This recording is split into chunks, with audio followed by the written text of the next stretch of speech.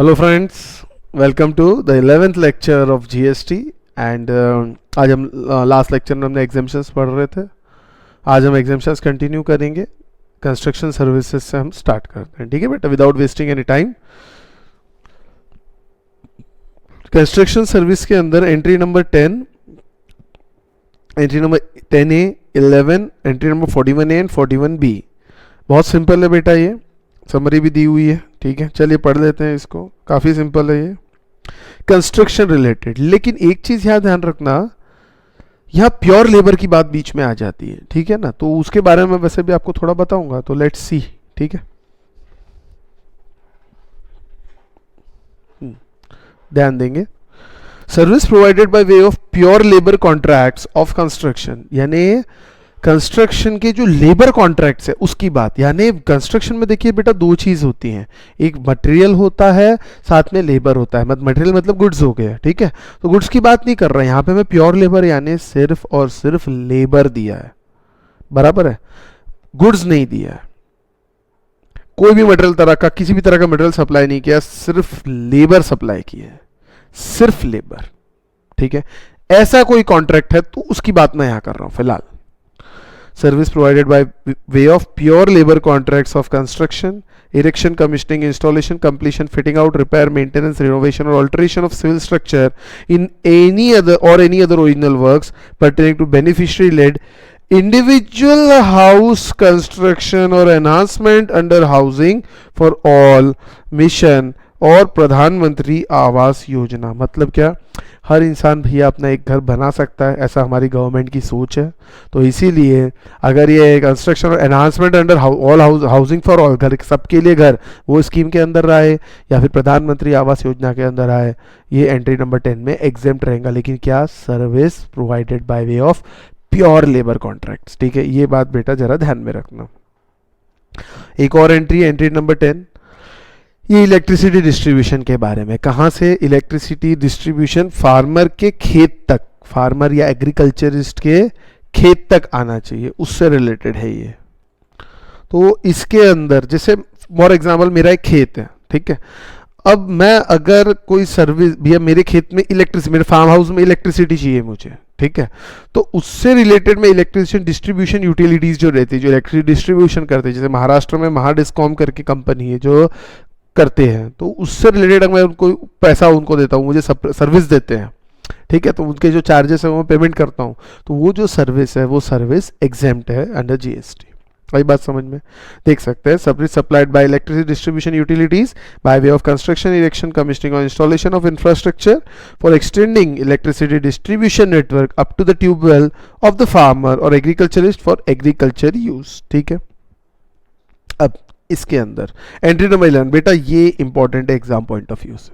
ठीक है, अगेन यहाँ पे प्योर लेबर की बात कर रहा हूँ फिर से मैं। Service by way of pure labour contract for construction, erection, installation, commissioning और of original work pertaining to single residential unit, I repeat, single residential unit otherwise than as a part of a residential complex। residential complex का part नहीं होना चाहिए।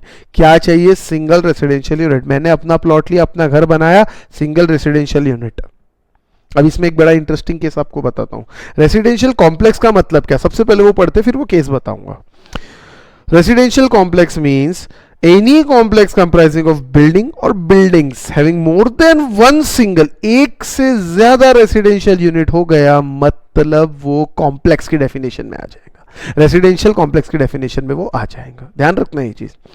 Single residential means self occupied, self contained residential unit which is design for use wholly और principally for residential person for one family. एक परिवार के रहने के लिए एक घर जो रहता है वो रेसिडेंशियल यूनिट है। अब फ्लैट रेसिडेंशियल कॉम्प्लेक्स में आ जाएगा, फ्लैट रेसिडेंशियल कॉम्प्लेक्स में आ जाएगा, रेसिडेंशियल यूनिट में नहीं आएगा। ये रेसिडेंशियल यूनिट की डेफिनेशन है। और ये रेसिडेंशियल कॉम्प्लेक्स में बहुत सारी जगह है, बहुत सारे लोग रह रहे हैं, तो वो नहीं आएगा। ये सर्विस में एग्जेम्पशन क्या है? सिर्फ रेसिडेंशियल यूनिट्स को एग्जेम्पशन है, single residential unit, residential complex को एग्जेम्पशन नहीं है। कौन सी सर्विस का? Service by way of pure labour contracts. Pure labour contracts की सर्विस सप्लाई की जा रही है। ओरिजिनल वर्क, अब सर ये ओरिजिनल वर्क क्या होता है? New construction, all types of addition, alteration to abandoned or damaged structure on land which are required to make them workable. भैया टूट टाट गया उसको पूरा ठीक किया. Erection, commissioning, installation of plant, machinery or equipment or structure, whether prefabricated or otherwise. Prefabricated मतलब जो लोहे का काम करते हैं ना, commissioning, installation, उसकी बात है यहाँ पे. Fabrication works. सवाल ये उठता है यहाँ पे, अब दैट यानी मतलब रेसिडेंशियल यानी मैं अपना खुद का घर बांध रहा हूँ सिंगल, ठीक है, गवर्नमेंट चाहती है सबका हो. कॉम्प्लेक्स का अगर पार्ट है मेरा फ्लैट, मेरा घर, तो फिर वो रेसिडेंशियल यूनिट की डेफिनेशन में नहीं आएगा. प्योर लेबर की बात की जा रही है, यानी वर्क्स कॉन्ट्रैक्ट नहीं है ये. वर्क्स कॉन्ट्रैक्ट लिख दो वहां पे, वर्क्स कॉन्ट्रैक्ट नहीं है ये, क्योंकि वर्क्स कॉन्ट्रैक्ट के अंदर आपको मालूम है it is a composite supply of material as well as labour. यहाँ किस चीज की बात हो रही है बेटा? यहाँ सर प्योर लेबर की बात की जा रही है, उसके अंदर कुछ भी मिक्स नहीं है, कोई भी प्योर सर्व लेबर एलिमेंट की बात हो रही है यहाँ पे कुछ भी गुड्स एलिमेंट नहीं आएगा. अब एक एग्जाम्पल देता हूँ, आपको थोड़ा सा कंफ्यूज हो सकता है लेकिन आंसर आ जाएगा. 3 भाई थे और उन्होंने उनकी एक जगह थी और मतलब 3-4 हज़ार स्क्वायर फीट की. अब उनको ये घर बांधना था अपना, मतलब ये केस आया था मेरे पास आज से 1 साल पहले की बात है. तो अब तीनों भाई वो जगह पे वो क्या सोचे कि ग्राउंड में पार्किंग डाल देंगे हम, और first floor, second floor, third floor, एक फ्लोर एक भाई का, एक फ्लोर एक भाई का, एक फ्लोर एक भाई का, ऐसा उन्होंने सोचा. अब यूं देखा जाए तो हर आदमी अपना सिंगल इंडिविजुअल यूनिट ही बना रहा है, बट जैसे ही वहां 2 फैमिली हो गई, एक दूसरा तीसरा, अब वो नो मोर सिंगल रेसिडेंशियल यूनिट, वो आ गया कॉम्प्लेक्स की डेफिनेशन में, वो फ्लैट की डेफिनेशन में आ जाएगा. अब कॉम्प्लेक्स की डेफिनेशन में आ गया, मतलब जो भी लेबर उनको सप्लाई करेगा कॉन्ट्रैक्टर, प्योर लेबर, वो जैसे भाई आपको घर बनाना है तो आप अपना मटेरियल देते हो, लेबर वाला जो ठेकेदार रहता है वो लेबर सप्लाई करता है ना, contractor.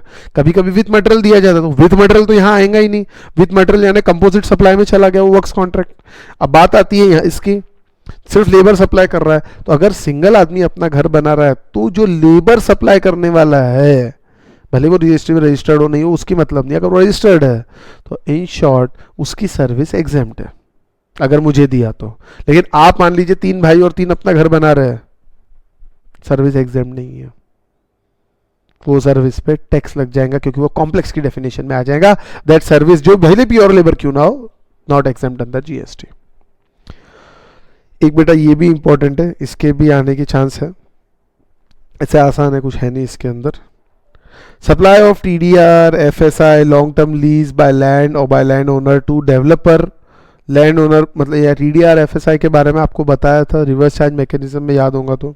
exempted to the condition that constructed flats are sold before issue of completion certificate and tax is paid thereon. ये भी आपको बताया था completion certificate के पहले बाद में, आपको याद है कि नहीं पता, मुझे याद है डिटेल में हमने डिस्कस किया था इसको. ये रहा, ये देखिए 80% वाला पार्ट था, है ना, इस टाइप का. और ये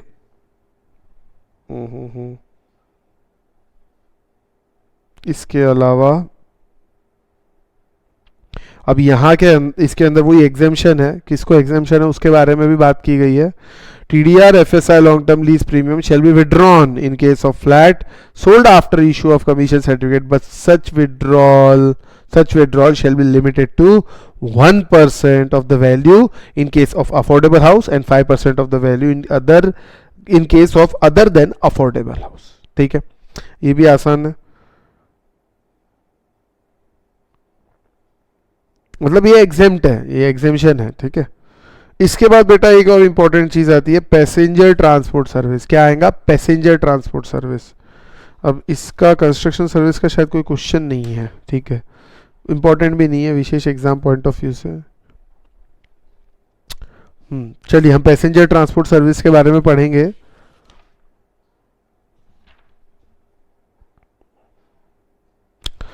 पैसेंजर ट्रांसपोर्ट सर्विस विथ और without accompanied belongings. Passenger transport service मतलब पैसेंजर को आप ट्रांसपोर्ट करते हो विथ और विदाउट, उनके पास जो अकम्पनीड बिलोंगिंग रहते हैं ना, बिलोंगिंग समझता है आपको, उनके पास जो बैगेज रहता है जिसको हम बैगेज बोल सकते हैं, अकम्पनीड बिलोंगिंग, उनकी चीज़ जो बैगेज वगैरह साथ में लेके चल रहे हैं, ठीक है।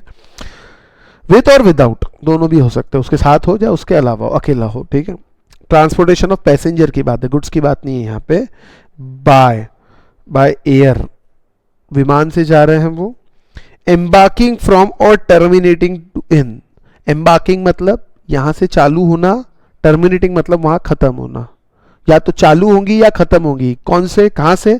इन an airport located in the state of Arunachal Pradesh, Assam, Manipur, Meghalaya, Mizoram, Nagaland, Sikkim, Tripura और at Bagdogra located in West Bengal यानी नॉर्थ ईस्ट। मतलब साफ भाषा में, इन एयरपोर्ट से या तो प्लेन लैंड होना चाहिए या प्लेन स्टार्ट होना चाहिए। अगर ऐसे पैसेंजर, ऐसा ट्रांसपोर्ट ऑफ पैसेंजर होता है ना, वो पैसेंजर या तो यहां जा रहा है या यहां से जा रहा है, या तो यहां पहुंच रहा है या यहां से निकल रहा है प्लेन में बैठ के, उस पर कोई जीएसटी नहीं लगेगा, यानी वो एयरलाइंस वाले की सर्विस पे जीएसटी नहीं लगेगा अगर अदर जर्नीज एम्बार्किंग फ्रॉम और terminating to these airports. Non air condition यानी non AC contract carriage other than radio taxi for transportation of passenger excluding tourism, conducted tour, charter और hire. Non AC contract carriage exempt है other than radio taxi, radio taxi के बारे में बाद में बात है। Stage carriage other than air condition stage carriage यानी नॉन एसी, ठीक है। अब ये स्टेज कैरियज क्या होता है सर और कॉन्ट्रैक्ट कैरियज क्या होता है? सबसे पहले देखिए जरा कॉन्ट्रैक्ट कैरियज क्या होता है, ठीक है, और स्टेज कैरियज के बारे में भी आगे लिखा हुआ है। सबसे पहले कॉन्ट्रैक्ट कैरियज देखेंगे। Means a motor vehicle which carries passenger for hire for और reward in is an engage under such contract whether expressed or implied for use of such vehicle as a whole for the carriage of passenger mentioned therein into by a person where holder of permit in relation to such vehicle for any person authorized by him fixed an agreed rate or sum on a time basis whether not reference to any route distance or from one point to another in either case without stopping pick up or set down passenger not included in contract anywhere during the journey and includes a maxi cab and a motor cab notwithstanding that separate fares are charged for his passenger। सीधी सीधी बात है, contract carriage का मतलब आपको समझ लीजिए यहाँ से वर्धा जाना है और आप टैक्सी हायर करते हो तो आप उससे कॉन्ट्रैक्ट करोगे पर किलोमीटर में तुझे इतने पैसे दूंगा, ये कॉन्ट्रैक्ट हो गया। कॉन्ट्रैक्ट कैरियज आपको लेकर जाएगा वापस लाएगा, आप पर किलोमीटर पैसे दे दोगे। और ये मैक्सी कैब और मोटर कैब भी इसके अंदर इंक्लूड होती है, ठीक है। और स्टेज कैरियज क्या होता है? ये मोटर व्हीकल तो है लेकिन ये carry more than 6 passenger excluding driver, ये अकेला नहीं जा रहा, सॉरी अकेला आपको नहीं बिठा रहा, 6 से ज्यादा पैसेंजर एक्सक्लूडिंग ड्राइवर, ड्राइवर 7वां, ठीक है। हायर और रिवॉर्ड सेपरेट फेयर्स पेड और individual passenger either for whole journey और स्टेजेस ऑफ जर्नी। ये आपने बस में जनरली देखा होगा, स्टेट ट्रांसपोर्ट अंडरटेकिंग में बस आ जाएगी, अपने बस के अंदर देखा होगा। बस एग्जांपल दे रहा हूँ, बस के साथ ऑटो भी चलते हो, सवारी वाले ऑटो, वो जी भैया ये स्टेज से दूसरे स्टेज तक, दूसरे स्टेज से तीसरे, बर्डी से शुरू होके पार्डी तक जाते हैं, वो है आपके स्टेज कैरियजेस, ठीक है। वो ऑटो नहीं, डुक्कर ऑटो नहीं बोलते अपन उसको, उस टाइप की चीज़ हो गई यहाँ पे, ठीक है। 6 से ज़्यादा पैसेंजर बैठते हैं, स्टेज वाइज, ये स्टेज से दूसरे स्टेज, दूसरे से तीसरे और कंसिडरेशन मिलता है, बराबर है, वो इसके अंदर बैठते हैं। उसके बाद स्टेट ट्रांसपोर्ट अंडरटेकिंग, ये तो हो गया जैसे MSRTC महाराष्ट्र में, MSRTC, ST बसेस हो गया, आपके मेट्रो हो गया, ठीक है, ये सब इसके अंदर आते हैं बेटा, ठीक है। शिवशाही वगैरह आपने सुना होगा, आजकल चल रहा है, ये सब इसके अंदर आते हैं। Means any undertaking provide road transport service whether undertaking is carried on by where such undertaking is carried on by central government or state government, road transport corporation established under section 3 of road transport corporation act, any municipality or any corporation or company owned or controlled by central government or one or more of state government or by central government and one or more state governments, ठीक है। जैसे Punjab roadways, Haryana roadways, Shivshahi Maharashtra में चलती है, ये सब चीज़, ठीक है।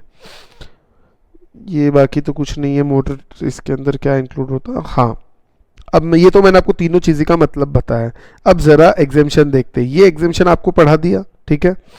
Service provided to central government, provided to the central government by way of transport of passenger with or without accompanied belonging by air। Central government को अगर कोई सर्विस दी जा रही है by airlines, it is exempt।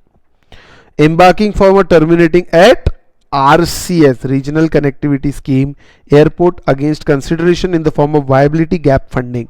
RCS के against में, मतलब टर्मिनेटिंग एट RCS यानी रीजनल कनेक्टिविटी स्कीम के थ्रू, या embarking from or terminating at an RCS airport against consideration in the form of viability gap funding, ठीक है। However, nothing contained in this entry shall apply on or after expiry of period of 3 years from the date of commencement of operation of RCS airport as notified by Ministry of Civil Aviation। अब इसमें क्या रहता है पता है, नया airport जो रहता है, नया नया बनता है, वो नए एयरपोर्ट के लिए है ये स्कीम, लेकिन ये सर्विस किसको दे रहे हैं, सेंट्रल गवर्नमेंट को, ये बात ध्यान रखना। एंट्री नंबर 17, ये इंपॉर्टेंट है बेटा। Service of transportation of passenger with और without accompanied belonging by railway in class other than first class और air condition coach. First class या एसी के अंदर जाओगे तो जीएसटी लगेगा, अदर देन यानी आपका स्लीपर हो गया या जनरल हो गया, वो एग्जेम्प्ट है। मेट्रो मोनोरेल ट्रेन में देखो कितना अजीब बात है, मेट्रो एसी रहती है, सुना होगा आपने, और यहाँ पे ये एसी इनको ये नहीं चल रही, मतलब एसी रेलवे नहीं चल रही लेकिन एसी मेट्रो चलेंगी। इनलैंड वाटरवे, इनलैंड वाटरवे क्या होता पता है, रिवर्स, देश के अंदर से रिवर जाते हैं ना, गंगा रिवर, इसको बोलते हैं inland waterways. Public transport other than predominantly for tourism purpose, यानी पब्लिक ट्रांसपोर्ट एग्जेम्प्ट है, लेकिन अगर टूरिज्म पर्पस के लिए दिया तो taxable. In a vessel, vessel यानी शिप, नाव, जहाज, छोटा जहाज, between places located in India. India में एक जगह से दूसरे जगह जाने के लिए कई बार शिप यूज होती है, लेकिन वो शिप के अंदर आप पैसेंजर ले जा रहे हो कोई प्रॉब्लम नहीं, लेकिन अगर पैसेंजर टूरिस्ट है, पूरी की पूरी शिप में टूरिज्म पर्पस के लिए आप वो शिप चला रहे हो तो टैक्सेबल है। और अगर टूरिज्म पर्पस नहीं है, सिर्फ carrying of passenger from one place to another है, tourism is not the purpose, तो फिर क्या होगा, वो एग्जेम्प्ट रहेगा। हाँ, ये हो सकता है उसमें 2-3 यात्री टूरिस्ट हो, भैया आप 100 लोगों को ले जा रहे हो, उसमें 2-3 टूरिस्ट, 4-5-10 टूरिस्ट अगर बैठ गए, लेकिन इसका मतलब ये तो नहीं है कि प्रीडोमिनेंट पर्पस आपका टूरिज्म हुआ, ठीक है ना। अगर आप प्रीडोमिनेंट आपका पर्पस टूरिज्म है तो ये टैक्सेबल रहेगा, लेकिन अगर आपका प्रीडोमिनेंट पर्पस टूरिज्म नहीं है तो ये एग्जेम्प्ट है, फिर चाहे 2-3 टूरिस्ट ही क्यों ना बैठे हो, कोई प्रॉब्लम नहीं। आई बात समझ में। इसके बाद आता है meter cabs, auto rickshaw including e rickshaw. Meter cab, auto rickshaw ये भी टैक्सेबल नहीं है, एग्जेम्प्ट है। चलिए एक बार पढ़ लेते हैं इसको भी। Service of transportation of passenger are usually chargeable to GST. Entry 6, service provided by government discuss earlier specifically excludes the transport of passengers. Service provided by government और local authority from its preview which implies that such service are liable to GST. However, service of transportation of passengers specified in entry 15, 16 and 17 ये बताते हैं mentioned above और exempt from GST whether provided by government or otherwise or without accompanied belongings। Sir confusion होता है, ये तो अलग है। हाँ चलिए इसका एक चार्ट आपको बनवा के देता हूँ, मजा आएगा, उतना ही ध्यान रख लिए तो काम हो जाता है। As regards transportation of passenger in vessel, जो वेसल का भी मैंने बताया, other than predominantly for tourism purpose, qualify the preceding words public transport. This implies that to qualify for exemption under this entry public transport by vessel between places located in India should not be predominantly for tourism purpose. यानी tourism अगर purpose है तो GST लगेगा ही लगेगा, taxable है। और अगर tourism purpose नहीं है, फिर भले ही 2-3 क्यों ना बैठे हो, वो भी लिखा है आगे। Normal public ship or other vessel that sail between the places located in India would be covered in this entry, even if some of the passengers on board are using service for tourism, because predominantly such service is not for tourism purpose। उसका service दे tourism purpose के लिए नहीं है, भले ही फिर 2-3 tourist क्यों ना बैठे हो। Are you getting my point? However, service provided by leisure, chartered vessel, cruise ship, ये सब जो रहते हैं इनका प्रीडोमिनेंट पर्पस क्या है, टूरिज्म है, पूरा के पूरा टैक्सेबल रहेगा, ठीक है। Would not be covered here even if some of the passenger are not tourist. अब क्रूज में जा रहे हैं, भले ही कुछ पैसेंजर टूरिस्ट नहीं है, लेकिन पर्पस क्या है उसका, टूरिज्म। आई बात समझ में? ये यहाँ लिखा है, service by transportation of passenger not predominantly for tourism purpose on vessel from Kolkata to Port Blair, mainland to island. Port Blair island है, कलकत्ता मेनलैंड है, ठीक है। और Port Blair to Ross Island, inter island, दो आइलैंड के बीच में। तो ये क्या रहेगा, एंट्री डी में कवर्ड रहेगा और एग्जेम्पशन रहेगा, ठीक है, क्योंकि two places located in India है और इसका पर्पस टूरिज्म नहीं है। आई बात समझ में? चलिए ना बेटा, इसका एक चार्ट बना के देता हूँ आपको, अच्छा सा चार्ट बना लेते हैं, तो आपको नहीं क्या और अच्छे से क्लियर हो जाएगा, चार्ट देख बना लेंगे तो, ठीक है। देखिए हमने ट्रांसपोर्ट की सर्विस देखी, तो बाय रोड वाटर सारे, तो यहाँ पे एक सेकेंड, पैसेंजर ट्रांसपोर्ट आप ऊपर हेडिंग डाल सकते हैं,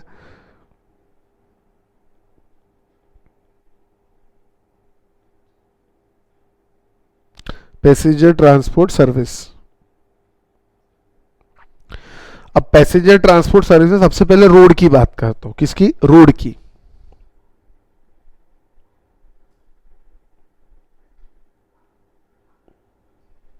रोड में दो पार्ट कर सकते हैं हम, एक सेकेंड,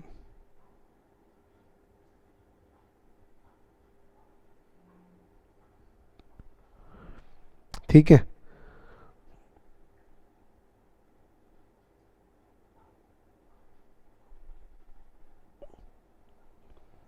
अब रोड के अंदर देखिए, एक तो पहले आप बस पकड़िए, ठीक है, बसेस यानी आपको स्टेज कैरियज हो गया या फिर सॉरी MSRTC जो अपन ने देखा, पूरा कवर हो जाएगा, आप ध्यान दीजिए,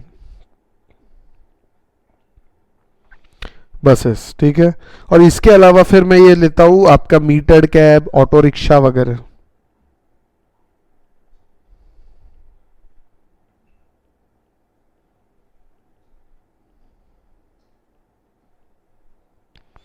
या मोटर कैब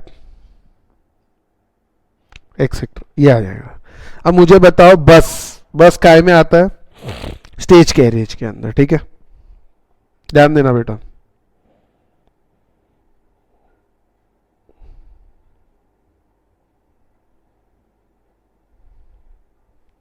वो भी स्टेट ट्रांसपोर्ट अंडरटेकिंग, तो ये टैक्सेबल है क्या?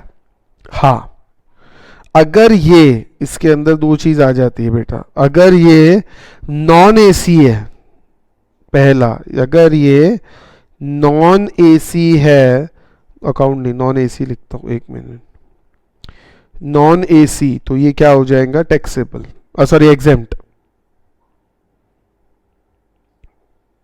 बराबर है, अगर नॉन एसी, और अगर एयर कंडीशन है तो एसी है तो टैक्सेबल। समझ आया? जैसे शिवशाही एसी बस है महाराष्ट्र की, एग्जांपल लिख दो, शिवशाही,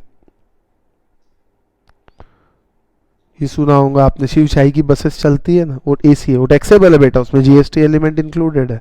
और नॉन एसी आपकी एसटी बस जो चलती है, ठीक है, लाल कलर वाली, ठीक है, ये क्लियर है बसेस के बारे में। स्टेज कैरियज, ठीक है।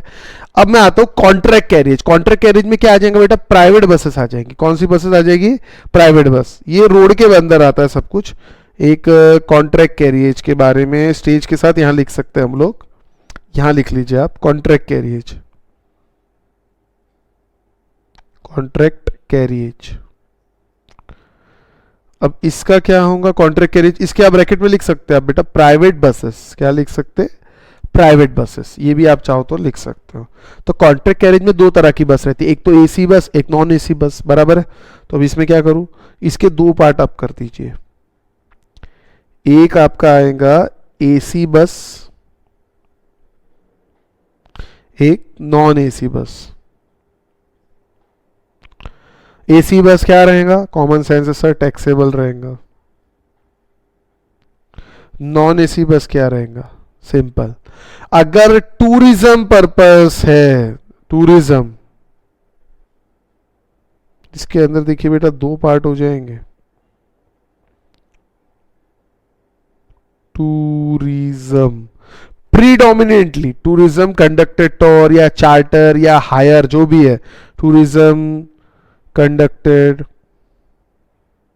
या चार्टर या हायर पे ऐसा कुछ है तो सीधा सीधा टैक्सेबल। लेकिन अगर ऐसा नहीं है, all other purpose, point two point transport, ठीक है, एक जगह से दूसरे जगह, ऑल अदर पर्पस, जिसको मैं बोल सकता हूं पॉइंट टू पॉइंट ट्रांसपोर्ट, तो ये क्या होगा, ये एक्सेम्प्ट रहेगा, ये टैक्सेबल नहीं रहेगा। सीधी बात है, नॉन एसी बस है। अगर टूरिज्म आपका इंटेंशन, देखिए एसी तो कुछ भी कर लो टैक्सेबल है, नॉन एसी और tourism predominantly use for tourism purpose, chartered hire इस टाइप की चीज, लेजर, तो टैक्सेबल।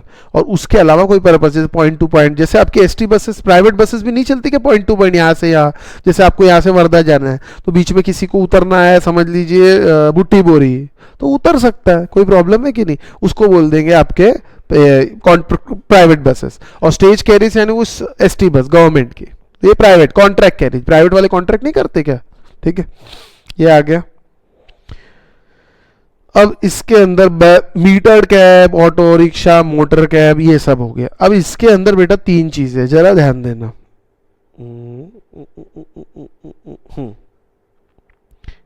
थोड़ा आप लोग बड़ा करके लिख सकते हैं, मेरे पास जगह कम है इसलिए मैं यहाँ पे एडजस्ट करता हूँ, ध्यान देना। और मैं एक यहाँ लाइन भी बना देता हूँ, ये जो है अलग है,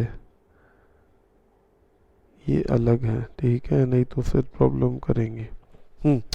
ठीक, सबसे पहले यहां पे आएगा meter cab, rickshaw, meter cab के बाद आपका आ गया ऑटो रिक्शा, ये एग्जेम्प्ट है। आपको अगर ध्यान होगा यहां देख लीजिए, ये देखिए, हाँ, metered cab, auto rickshaw including e rickshaw, ये देखो बेटा, ये क्या है, एग्जेम्प्ट है, ठीक है, तो मैं यहां लिख रहा हूं इसको एग्जेम्प्ट, ठीक है। इसके अलावा और क्या हो सकता है, इसके भीतर के, और अब इसके बाद बात करते हैं, यहां देखो motor cab, AC non AC दोनों है, ठीक है, ये देखिए मोटर कैब यहां रहा,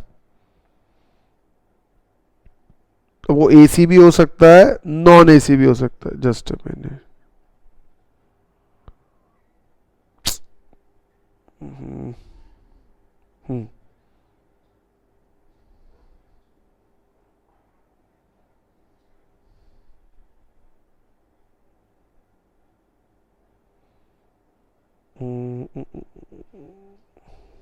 जस्ट मैं यहाँ पे लिखा था, मैं आपको बता देता हूँ।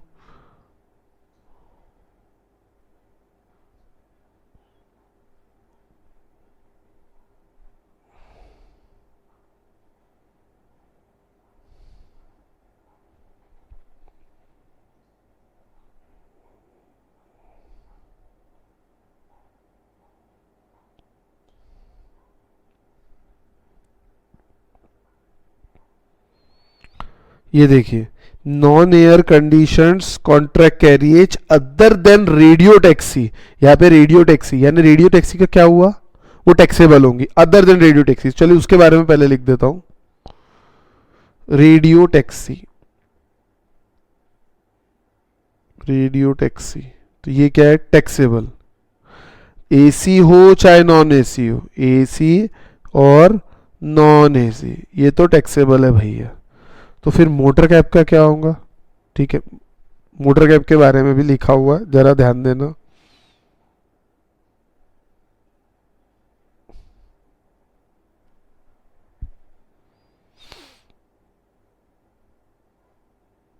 देखिए अब यहां पे एग्जेम्पशंस में मीटर्ड कैब है, मोटर कैब्स नहीं है। मीटर्ड कैब, मोटर कैब दोनों चीज अलग है। मीटर कैब मतलब जो आपके ये यूज होते हैं, यानी आप मुंबई वगैरह अगर गए तो मीटर जो रहता है ना, उनके एक मीटर लगा रहता है कैब के ऊपर, तो वो मीटर से चलती है, मतलब कैब जैसे ऑटो रिक्शा में मीटर रहता है उस टाइप का, कोलकाता वगैरह में एम्बेसडर्स चलती है, उसमें मीटर लगा हुआ रहता है, वो है मीटर कैब। और मोटर कैब मतलब ये ओला उबर वाले, ये ओला उबर वाले ये मोटर कैब है, ठीक है। तो ये मोटर कैब जो है ये एग्जेम नहीं है, टैक्सेबल है। मीटर कैब एग्जेम्पशन में कवर्ड होती है, ठीक है। एसी नॉन एसी ऐसा कुछ लिखा नहीं है यहाँ पे, ये देखिए meter cab. Auto rickshaw, meter cab वाले थोड़े गरीब रहते हैं बेचारे, सीधी सीधी बात ये है। तो अब यहाँ पे मैं मोटर कैब लिख देता हूँ।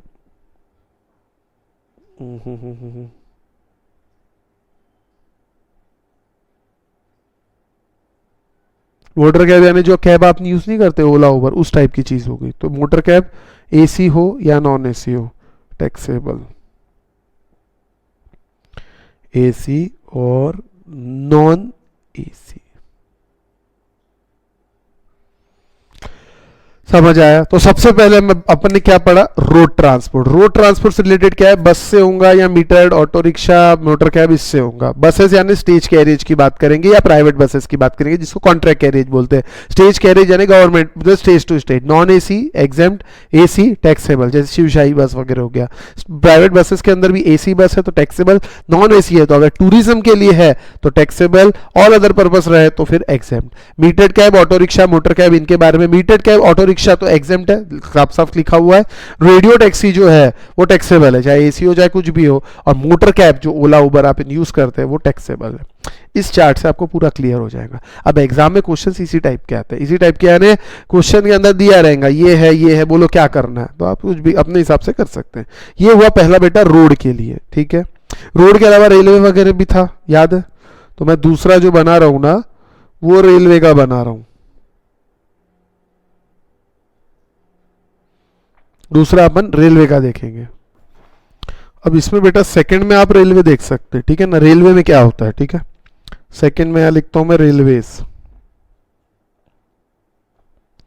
अब रेलवेज में देखिए दो, एक तो मेट्रो रेल वगैरह रहती है और एक अपनी नॉर्मल इंडियन रेलवेज, ठीक है।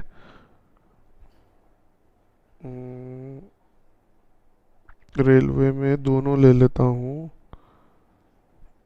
एक आपकी नॉर्मल रेलवेज जो अपनी नॉर्मल भारतीय रेल है ना, रेलवेज, ये नॉर्मल मैं यहाँ लिख देता हूँ, लगे तो नॉर्मल चुक चुक गाड़ी, ठीक है ना।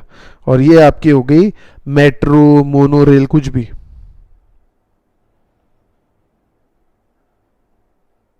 या ट्रैमवे,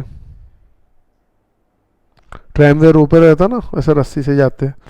ये देख लीजिए यहाँ लिखा हुआ है मेट्रो, मोनो, ट्रैमवे और ये रेलवे। मतलब मैं सब कुछ कवर करते जा रहा हूँ, ये समझ लेना आप। ये चार्ट देख लिया तो फिर ज्यादा कुछ टेंशन लेने की जरूरत ही नहीं रहेगी, पढ़ते पढ़ते चार्ट ध्यान में रखना पड़ेगा, ठीक है। अब ध्यान देना, अब इसके अंदर रेलवेज के अंदर दो चीज है, एसी नॉन एसी। पहले तो फर्स्ट क्लास, फर्स्ट क्लास वाले या एसी कोच वाले, एसी 2 टीयर 3 टीयर कुछ भी हो, एसी कोचेस। तो ये क्या है, ये तो टैक्सेबल है सर।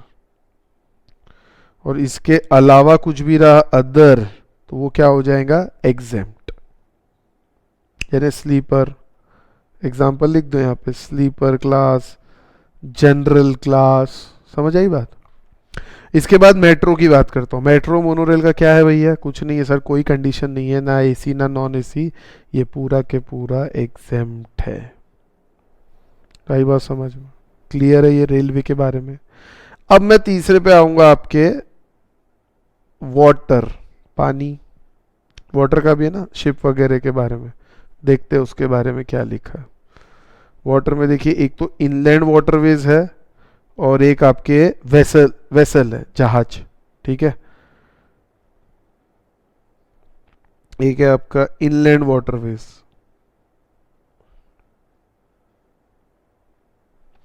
और एक है वेसल। ये देख लीजिए वाटर के अंदर ये इनलैंड वाटरवेज और एक ये वेसल, यानी ये कवर कर दिया, ये कर दिया, इनलैंड कवर कर दिया, ये सब ये पांचों कवर कर रहा हूं मैं। आप चीज समझिए बात को, क्योंकि ये एंट्री नंबर 17 पूरी आपकी कवर हो जाएंगी ये चार्ट्स में, तो आपको आसानी जाएंगी बेटा आप अपने पढ़ने में, ध्यान रखने में, ठीक है। चलिए इनलैंड वाटरवे के बारे में क्या कहा गया है, एग्जेम्प्ट, सीधी सीधी बात है, पूरा एग्जेम्प्ट। और वेसल के बारे में दो चीज, टूरिज्म के बिना टूरिज्म, तो जरा उसको बाइफरकेट करूंगा। क्या है, predominantly use for tourism purpose, लिखता हूं मैं, प्रीडोमिनेटली यूज फॉर टूरिज्म। अगर ऐसा है टूरिज्म के लिए तो फिर तो पूरा टैक्सेबल हो गया। और अगर अदर पर्पस है, टूरिज्म के अलावा एक जगह से दूसरी जगह छोड़ना, अदर पर्पस, अदर पर्पस रहा तो क्या होता है, एग्जेम्प्ट, सीधी सी बात। ठीक है, ये वाटर से रिलेटेड हो गया। अभी इनलैंड वाटर में क्या आता है ये भी आपको बता देता हूं बेटा। इनलैंड वाटरवे में आएंगे रिवर्स, है ना, रिवर्स हो गया। और वेसल में क्या आएगा, सी रूट। ये समझ लेना, इंडिया अब वेसल में देखिए आपको गोवा से चेन्नई जाना है तो समुद्र लगता है ना, तो सी रूट हो गया।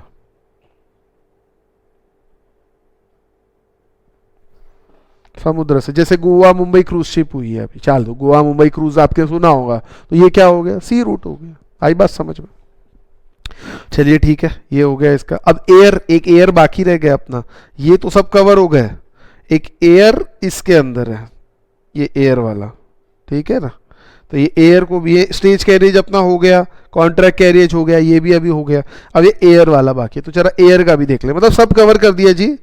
क्या कवर किया सर आपने, हवा, रोड, रेलवे, हवा, पानी, हवा। अब चौथा क्या है, हवा, एयर, वो भी कवर कर लेते हैं। आप भी बना सकते बेटा ये चार्ट बना के, मैंने कोई तीर नहीं मारा है, नॉर्मल जो जो मुझे जो एंट्रीज में लिखा था वो सब मैंने कवर कर दिया भाई, कुछ नहीं।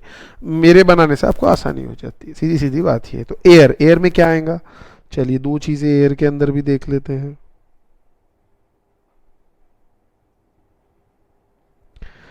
एयर में बेटा सबसे पहले वो Nagaland, Manipur, north eastern states, मैं उसके बारे में लिखूंगा।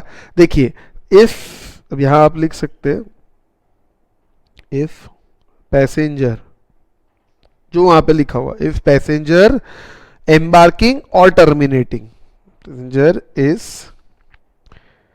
एम्बार्किंग, एम्बार्किंग मतलब वहां से यात्रा शुरू हो रही है या खत्म हो रही है, खत्म मतलब टर्मिनेटिंग, टर्मिनेटिंग इन नॉर्थ ईस्टर्न स्टेट्स। अब देखिए नॉर्थ ईस्टर्न स्टेट्स लॉ में वर्ड नहीं है, लॉ में नाम लिखा है स्टेट्स का, लेकिन मैं समझाने के लिए आपको बता रहा हूं। क्या नॉर्थ, कौन से स्टेट्स है, अरुणाचल प्रदेश, आसाम, मणिपुर, मेघालय, मिजोरम, नागालैंड, सिक्किम, त्रिपुरा, एट बगडोडरा। ठीक है, ये मैं अपने मन से इतना सारा लिखना क्या चार्ट में, इसीलिए आप देख सकते हैं जनरली ये स्टेट्स जो है नॉर्थ ईस्टर्न स्टेट्स है। आई बात समझ में, ख्याल में आया आपको? तो नॉर्थ ईस्टर्न स्टेट्स मैंने यहाँ पे लिखा, तो ये क्या है भैया, टैक्सेबल, सॉरी एग्जेम्प्ट, ये पूरी तरह एग्जेम्प्ट है।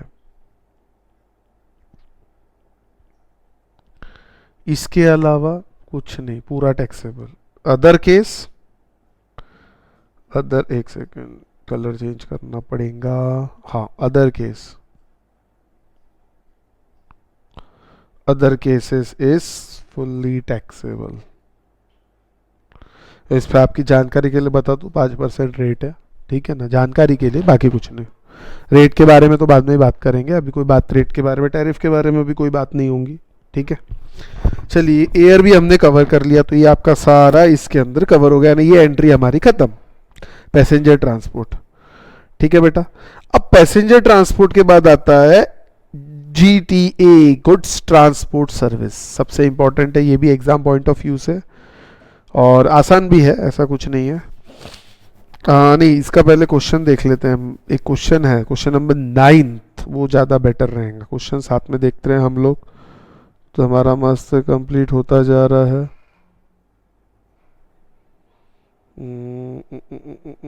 एक मिनट, क्वेश्चन नंबर 9,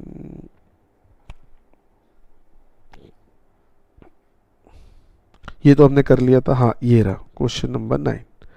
ठीक है, ध्यान दीजिए बेटा इसके ऊपर जरा। Salasar Balaji Limited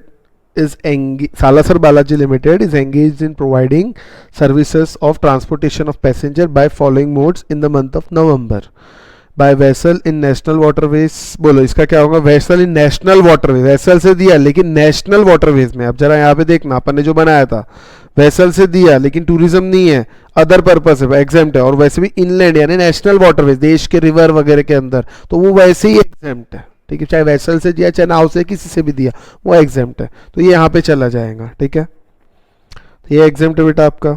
उसके बाद air condition stage, air condition आ गया मतलब taxable, air condition stage carriage. ठीक है, उसके बाद non air condition stage carriage again exempt.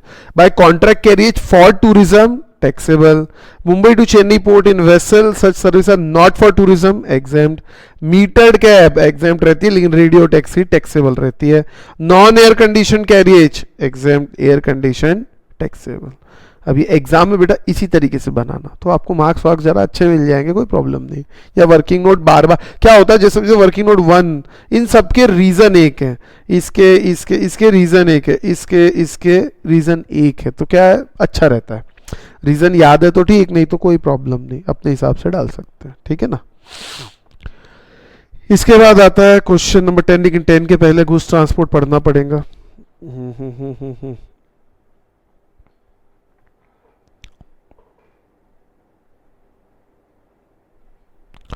अब हम आते हैं जीटीए सर्विस पे, again a very very very important. इसका भी बेटा मैंने अच्छा चार्ट बनाया है, वो मैं आप लोगों को बनवा के दूंगा, लेकिन चार्ट बनाने के पहले पहले हम लोग इसको पढ़ेंगे ढंग से, क्योंकि डायरेक्ट चार्ट पे आएंगे तो मज़ा नहीं आता। ठीक है ना।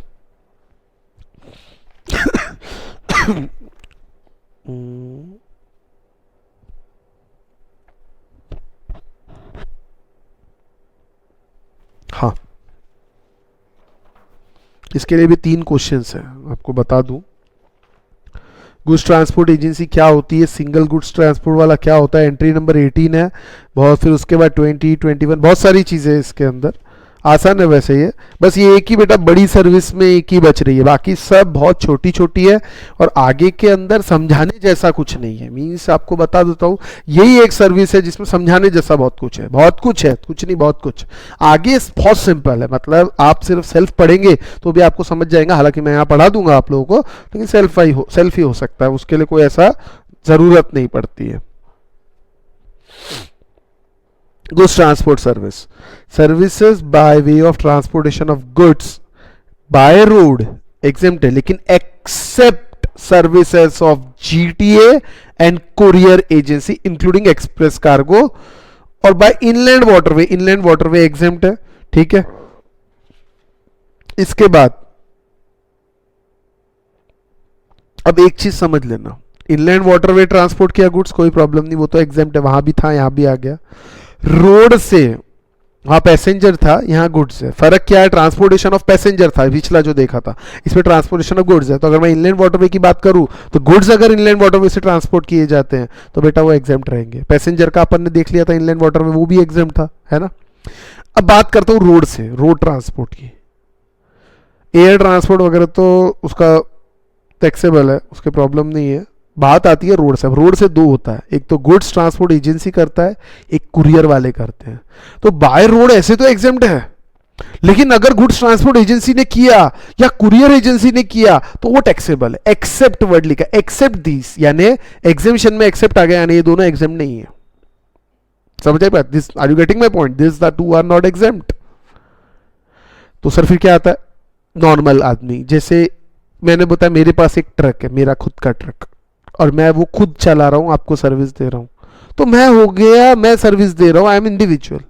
और अगर मैं एजेंसी चला रहा हूं, 2-4 ट्रक है मेरे पास, तो वो हो गया गुड्स ट्रांसपोर्ट एजेंसी। सर कैसे पता चलेगा, कंफ्यूजन होता है ना, एक आदमी भी तो एजेंसी खोल सकता है ना, हाँ एक ट्रक से भी एजेंसी खोल सकता है। तो सर गुड्स ट्रांसपोर्ट एजेंसी और गुड्स ट्रांसपोर्टर में फर्क क्या, फिर कैसे पहचानना कि इंडिविजुअल है कि एजेंसी है? डेफिनेशन दी हुई है, अगले पेज पे आएंगे।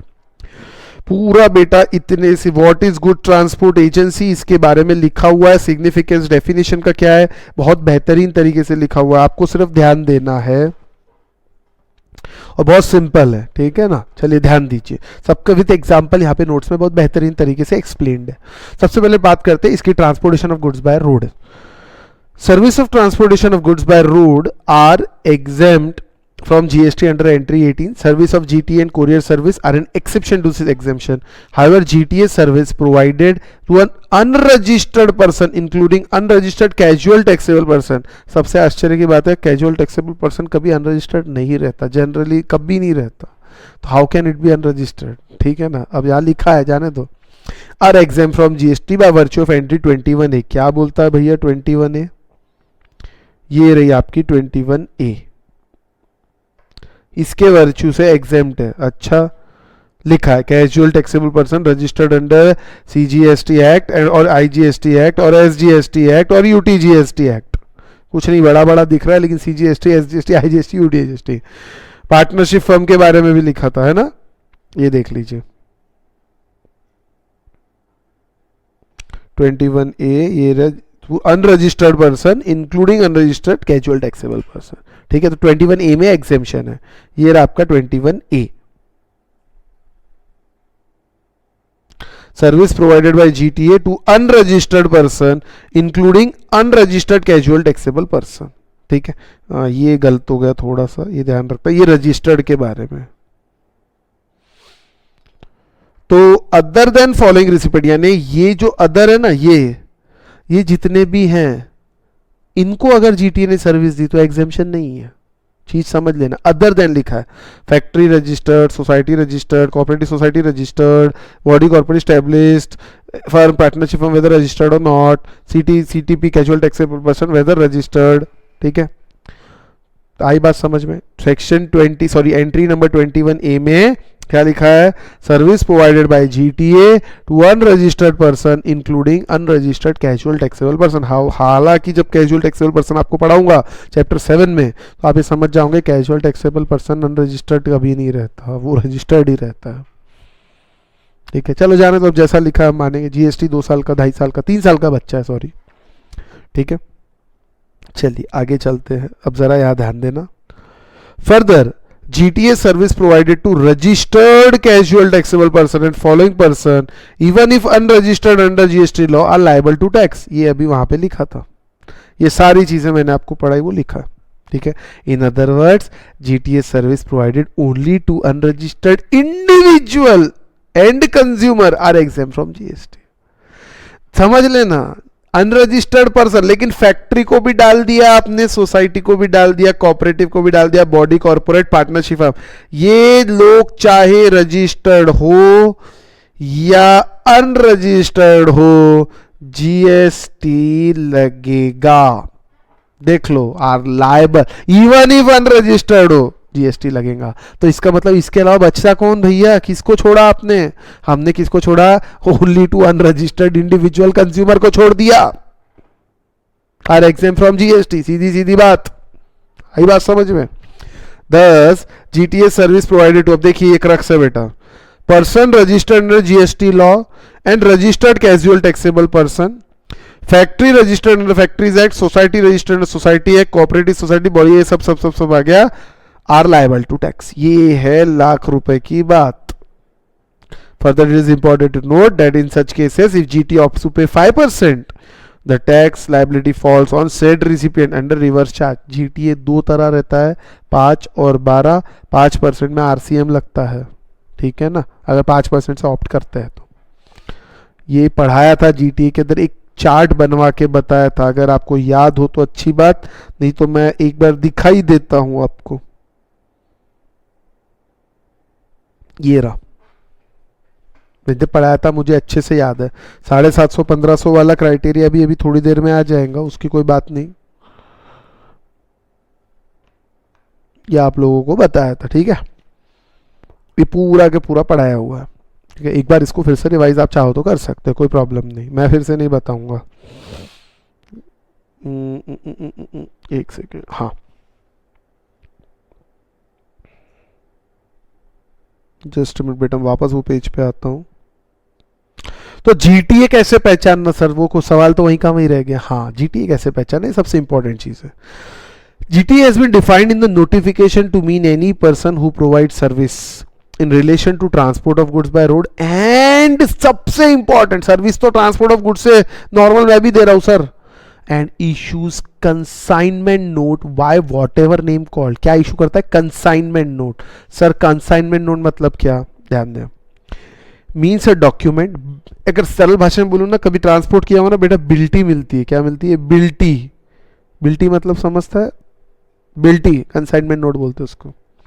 Means a document issued by GTA against the receipt of goods for purpose of transport of goods or by road in the goods carriage, which is serially numbered and contains name of the consignor and consignee, registration number of goods carriage, मतलब registration number यानी हर, अरे RTO registration number नहीं रहता क्या, MH31 ये वो, details of goods transported, details of place of origin, destination, gross weight, GST and number of person liable to by the consignor, consignee or GTA, other particulars of prescribed for tax invoice. ठीक है, ये समझ में आया. अब इन relation to मतलब क्या होता है थोड़ी देर बाद बताता हूं. आगे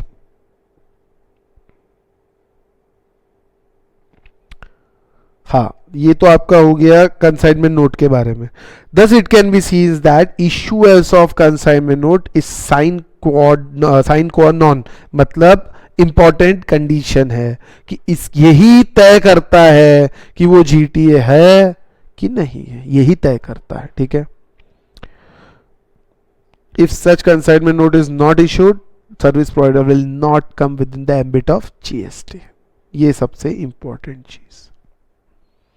अगर कंसाइनमेंट नोट इशू हुआ है तो वो जीटीए में है, कंसाइनमेंट नोट इशू नहीं हुआ तो वो जीटीए में नहीं है, और अगर वो जीटीए में नहीं है तो एग्जेम्पशन में आ जाएगा, क्योंकि जीटीए की सर्विस ही एग्जेम्प्ट है. नहीं तो service by transport of road is not taxable, exempt है, और जीटीए में है तो टैक्सेबल है. Sorry. If consignment notice issued indicates that lien of goods has been transferred and the transporter becomes responsible for goods till its safe delivery to the consignee, it is only service of such DTA who assumes agency function that has not been bought under GST net. इसके बाद individual truck tempo, हाँ याद ध्यान देना, individual truck tempo operates who do not issue any consignment. आपको अपनी fridge आपके घर से कहीं और शिफ्ट कराना है तो क्या कंसाइनमेंट नोट इशू करता है क्या वो आपको, टेम्पो वाला नहीं करता सर. तो उसका क्या, वो कहाँ है, वो जीटीए के अंदर is not covered with the meaning of GTA. As a result अगर वो आपको सर्विस प्रोवाइड करता है by such individual transporter who do not issue consignment note will be covered at entry 18, covered by the entry at entry 18 of notification which are exempt from GST. ये R A इसको मिटा दो, ये काट देना, exempt from GST. अभी example देखिए, बहुत अच्छा एग्जाम्पल है. Hariprasad owns a truck and operates itself. He carries goods booked for his truck without issuance of consignment note. ये क्या सर्विस हुई, exempt. Nishant owns a truck which he has rented to Sindhu and Bansal Transport Agency. GTA, service by way of giving on hire means of transportation of truck of goods in GTA are exempt from tax while entry 22 of notification discussed later and not 18. अब इसमें क्या है, ये कौन सी service है, निशांत के पास truck है, उसने जीटीए को हायर पे दे दिया. अब जीटीए तो जिसको सर्विस देगा कंसाइनमेंट इशू करेगा तो वो तो टैक्सेबल है. अब समझ रहे हैं यहाँ क्या हुआ, 3 लोग हैं, एक निशांत है और मान लीजिए मैं जीटीए हूं और ये मिस्टर एक्स, ये आप हो. मैं आपको सर्विस दूंगा लेकिन ये जो ट्रक है ना मेरे पास, ये मुझे निशांत ने दिया है हायर पे. मैंने इस ट्रक से आपको सर्विस दी तो ये तो जीएसटी के दायरे में आएंगी.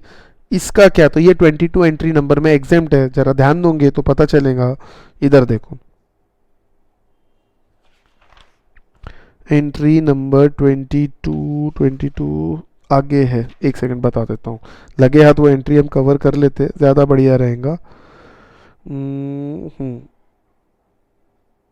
ये रहा बेटा 22, गिविंग दैम ऑन हायर. ठीक है, इसमें तो ये मैं अभी पढ़ाऊँ कि बाद में ले लेते हैं. अभी एंट्री नंबर 22, वैसे इसमें अमेंडमेंट है, बाद में ही लेंगे इसको, ज़्यादा बेटर है. अमेंडमेंट है, अच्छा इंपॉर्टेंट है ये. ठीक है, 22 याद रखना बस, एंट्री नंबर 22 में एग्जेम्पशंस है. अब बात आती है, ये तो आपका हो गया. अब ये एक और चीज यहां पे लिखा हुआ है, हाजी हरिप्रसाद का आपका हो गया एग्जाम्पल. और हाँ, इन रिलेशन, जीटीए के डेफिनेशन में लिखा है इन रिलेशन टू, ये वर्ड यूज किया है. ये वर्ड क्यों यूज किया, it includes not only actual transportation but also various intermediary और एंसिलरी सर्विस. क्या करता है जीटीए, सिर्फ गुड्स डाल के लेकर जाता नहीं है, loading, unloading, packing, unpacking, transshipment, temporary warehousing, ये सब भी वो करके देता है। तो ये भी काय में प्रोवाइड, ये सब एंसिलरी सर्विस है बेटा। These are provided in course of transportation of goods by road. जो गुड्स आप रोड में भेज रहे हो उसके लिए ही ये सर्विस प्रोवाइड है, क्योंकि ट्रक में डालना पड़ेगा, अनलोड करना पड़ेगा, पैक करना पड़ेगा, अनपैक करना पड़ेगा, ये सब तो करना पड़ेगा ना। तो these services are not provided as independent, ये इंडिपेंडेंट सर्विस नहीं है। तो ये क्या हो गई? Ancillary to principal service, ancillary to main service. Main service क्या है? Goods transportation. क्या है? Transportation of goods by road, उसकी है सॉरी एंसिलरी सर्विस है। इनवॉइस जो इशू किया जाता है इंक्लूड्स वैल्यू, अब ये लोडिंग अनलोडिंग की वैल्यू उसमें इंक्लूड रहती है। जो कंसाइनमेंट नोट इशू होता है वही, जैसे 400 रुपए में एक पार्सल डाल रहे हैं, उसमें लोडिंग अनलोडिंग सब आ जाता है। इन view of this, if any intermediary or ancillary service is provided in relation to transport of goods by road and charges for any service are included in invoice, such service would form part of GTA service being a composite supply। यानी ये क्या हो गया? याद करो, word बताया था, naturally bundled. और नेचुरली बंडल में क्या होता है? नॉर्मल रेट लगता है जो जीटीए को, या एग्जाम्पशन होगा तो एग्जाम्पशन में, इसको सेपरेट सप्लाई नहीं मानेंगे। लेकिन however if such incidental service provided separate service and charge separately, और सेपरेट इनवॉइसेस बनते हैं, तो इसको क्या बोलेंगे? सेपरेट सप्लाईज मानेंगे। भी अगर अलग ही बना रहे हैं आप, इच्छा अलग करने की, तो अलग कर सकते हैं। ठीक है। इसके बाद एंट्री नंबर 21 में देखिए कुछ एग्जेम्पशन दिया है। हाँ, और ये लोडिंग अनलोडिंग पैकिंग वगैरह के बारे में तो अलग पढ़ा था अपन ने, ये सर्विस एग्जेम्प्ट भी रहती है। ये आपको याद है कि नहीं पता नहीं, मैं बता देता हूँ। Services of loading unloading packing repacking, इसके बारे में देखा था।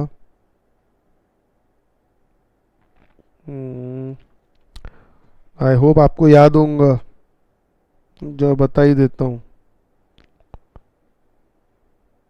ये ना service by way of loading unloading packing, ये है एग्रीकल्चर प्रोड्यूस, राइस, सिर्फ राइस के बारे में देखा था। ठीक है ना, बाकी कंफ्यूज मत हो जाना दूसरे से कि कहीं और भी देखा था सर।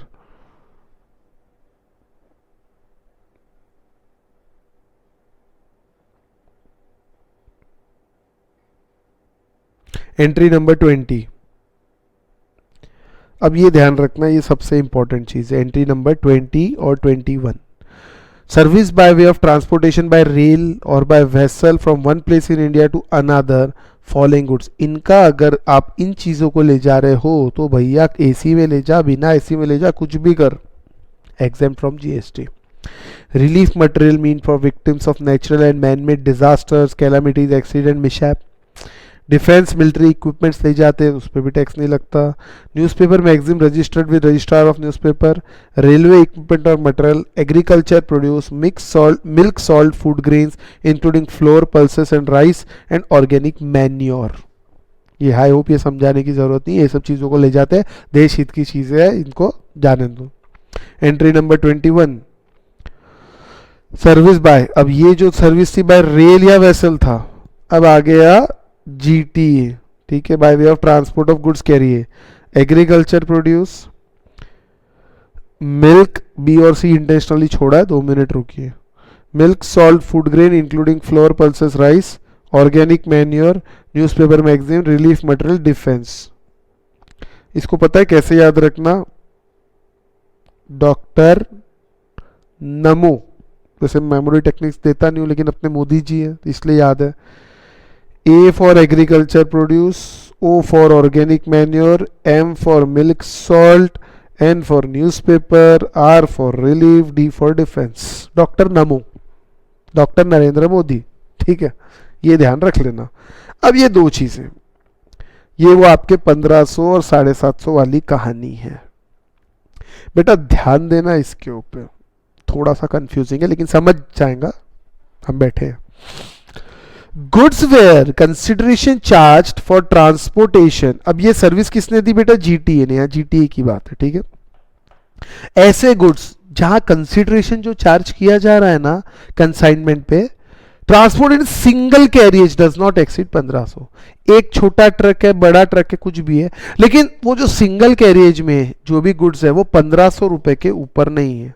यानी फ्रिज, मान लीजिए आप अपने घर से फ्रिज, आप दुकान से, कोई दुकान से टीवी फ्रिज खरीदते हो और वो टीवी फ्रिज आप अपने घर ले जाते हो, 20 किलोमीटर आपका घर दूर है, और वो आप उसको हायर करते हो, गुड्स ट्रांसपोर्ट एजेंसी को हायर करते हो, कंसाइनमेंट नोट आपको दिया जाता है, और लेकिन वो 1300 रुपये में आपका फ्रिज इधर से उधर ले जा रहा है, और कुछ नहीं है उसके ट्रक में, सिर्फ आपका अकेले का फ्रिज है और कुछ भी नहीं है, और उसकी कीमत 1300 रुपये वो चार्ज कर रहा है, 1500 रुपये से कम है, एग्जेम्प्ट।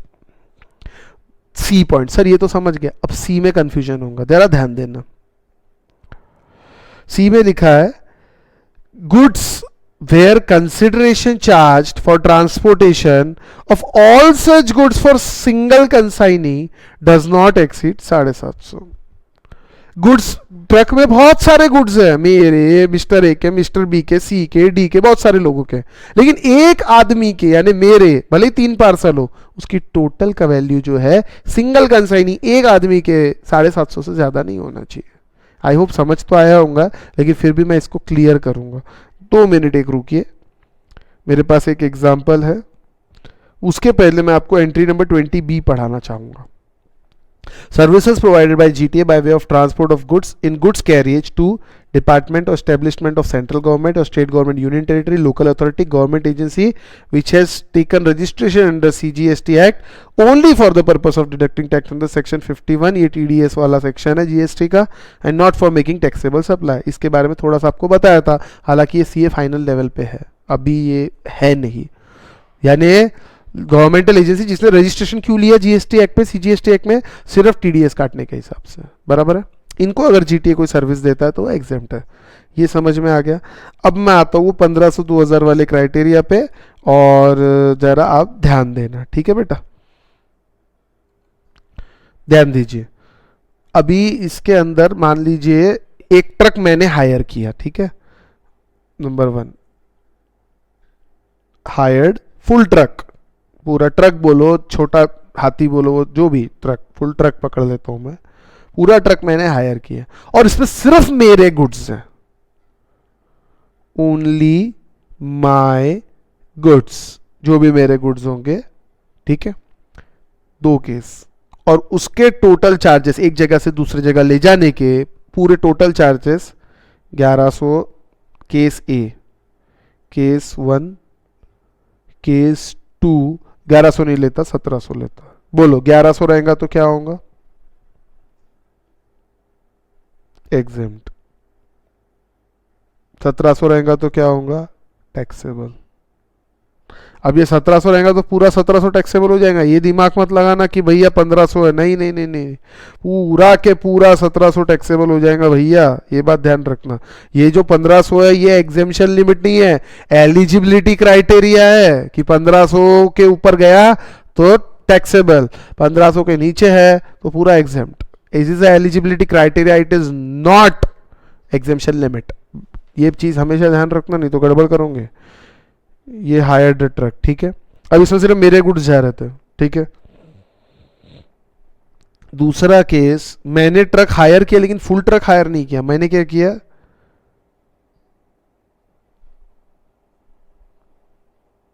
अब ट्रक हायर किया मैंने, मतलब हायर किया, लेकिन आप समझ लीजिए कि उसमें और भी लोगों के गुड्स हैं, मेरे अकेले के गुड्स नहीं है, जरा ध्यान देना है आप, ये देखिए।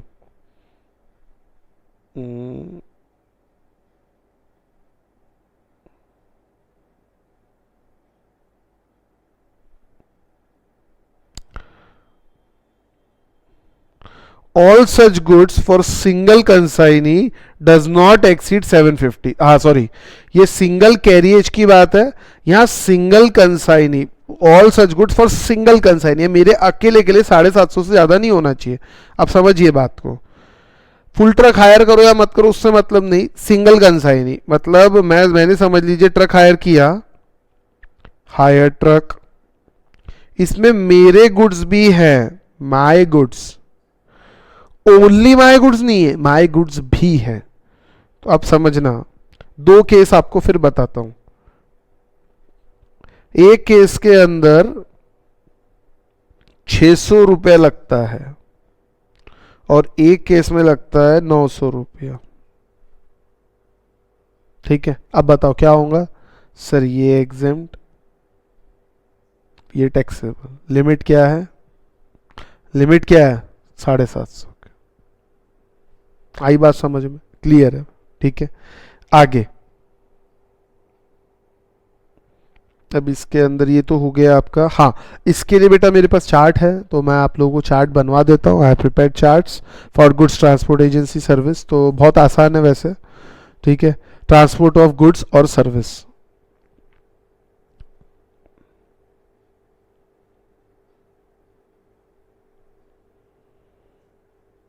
पैसेंजर ट्रांसपोर्ट था इसके पहले जो देखा था, अब गुड्स और सर्विस की बात कर रहा हूँ। अब इसमें देखिए तीन चीज है। एक तो रोड से ट्रांसपोर्ट होता है, ठीक है।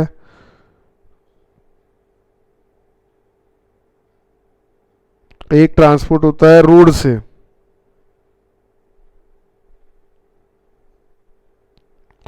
Transport by road. तो ट्रांसपोर्ट बाय रोड में क्या होगा? जीटीए कुरियर, दो चीज आती है।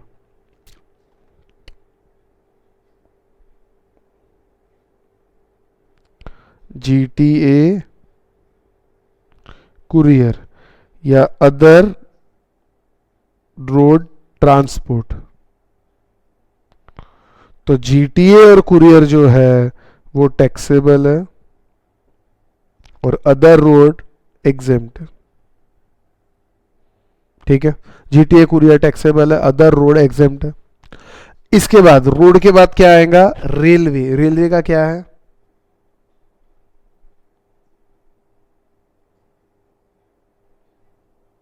Fully taxable. रेलवे में कोई एग्जेम्पशन नहीं है। कुछ, हाँ, कुछ गुड्स है जो एग्जेम्प्ट है। रेलवे अगर ले जाती है न्यूज़पेपर वगैरह, food grains, disaster calamity etcetera, fully. मैं नॉर्मल की बात कर रहा हूँ यहाँ पे, बाकी की नहीं। इनलैंड वाटरवेज, इनलैंड वाटरवे ये भी एग्जेम्प्ट है बेटा, ये भी एग्जेम्प्ट है। अच्छा, और ये फिर आपका एयर, एयर का क्या होगा? उसका भी आप देख सकते चाहो तो।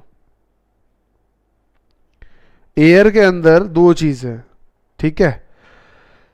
From outside to custom station. आपने कस्टम स्टेशन के बारे में देखा होगा, अभी इसके अंदर मैंने आपको बताया था, ये देखिए।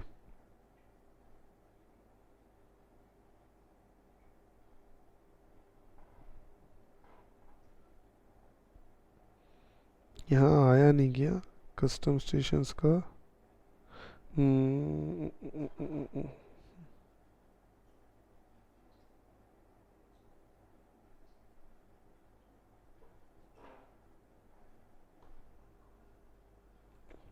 एयर का दोस्तों मैं थोड़ा बाद में बताता हूँ। ये एयर में एक अमेंडमेंट भी है, अमेंडमेंट है इसके अंदर। एंट्री एक नई इंट्रोड्यूस हुई है। ये थोड़ा सा आप इसके लिए रुक जाइए, जगह छोड़ दीजिए इसके लिए, मतलब जहाँ भी ड्रॉ करूँगा जगह छोड़ देना। एयर का मैं आपको थोड़ी देर में नेक्स्ट लेक्चर में आएगा, शायद इस लेक्चर में नहीं आएगा, नेक्स्ट लेक्चर में आएगा। तो मैं यहाँ पे वापस आके आपको ये कवर करवा दूंगा, ठीक है ना।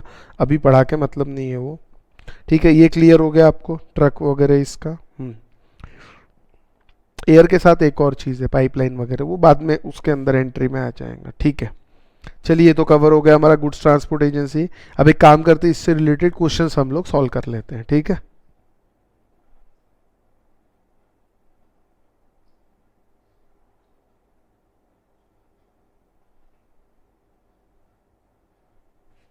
क्वेश्चन नंबर 10, 11, 12 तीनों क्वेश्चन हमारे गुड्स ट्रांसपोर्ट एजेंसी से रिलेटेड है।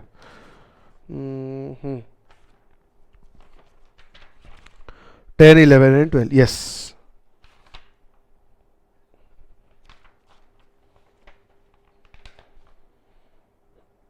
चलिए, तो सबसे पहले स्टार्ट करते हैं क्वेश्चन नंबर 10 से।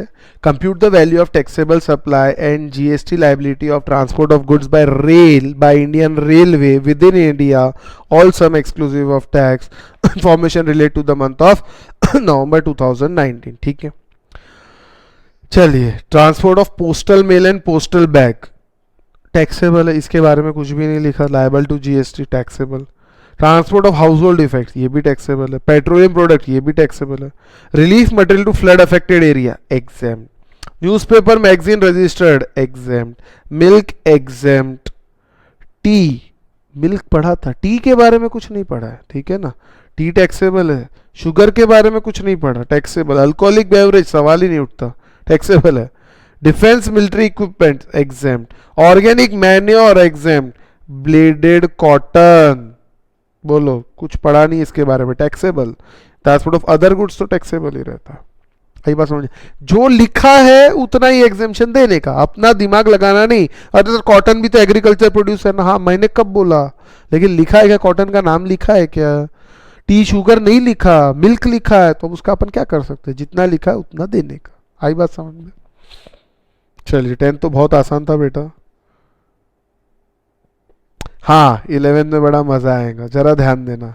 Calculate the value of taxable supply of XYZ transport company engaged in business of transport of goods by road for the month of April 19. Give reason for taxability or exemption of each item. Suitable assumption may be made wherever required. XYZ transport company avail ITC GST liable 12%. ठीक है। Total freight charges received by transport company 13.5 lakh के freight charges इन्होंने receive किए। Freight charger receive for transporting fruits 1,25,000। Freight collected for transporting small consignment for person who paid less than 750 for each consignment 75,000। Freight collected for transporting small vehicles for a person who paid less than 1,500 पर trip.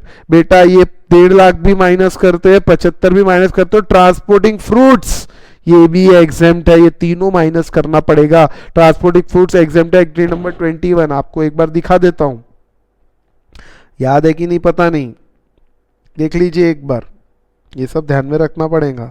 Entry number 21 ये देख लो, milk salt flour process rice और agriculture produce,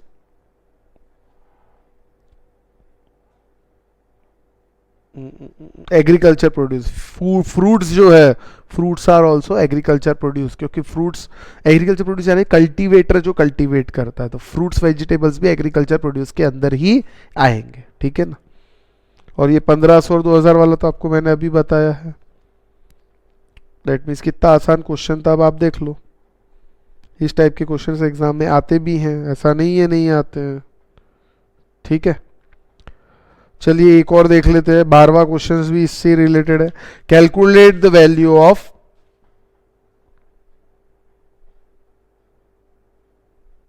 ये homework, ये type fraud TDS यानी section 51 है। अरे यार बहुत आसान क्वेश्चन है।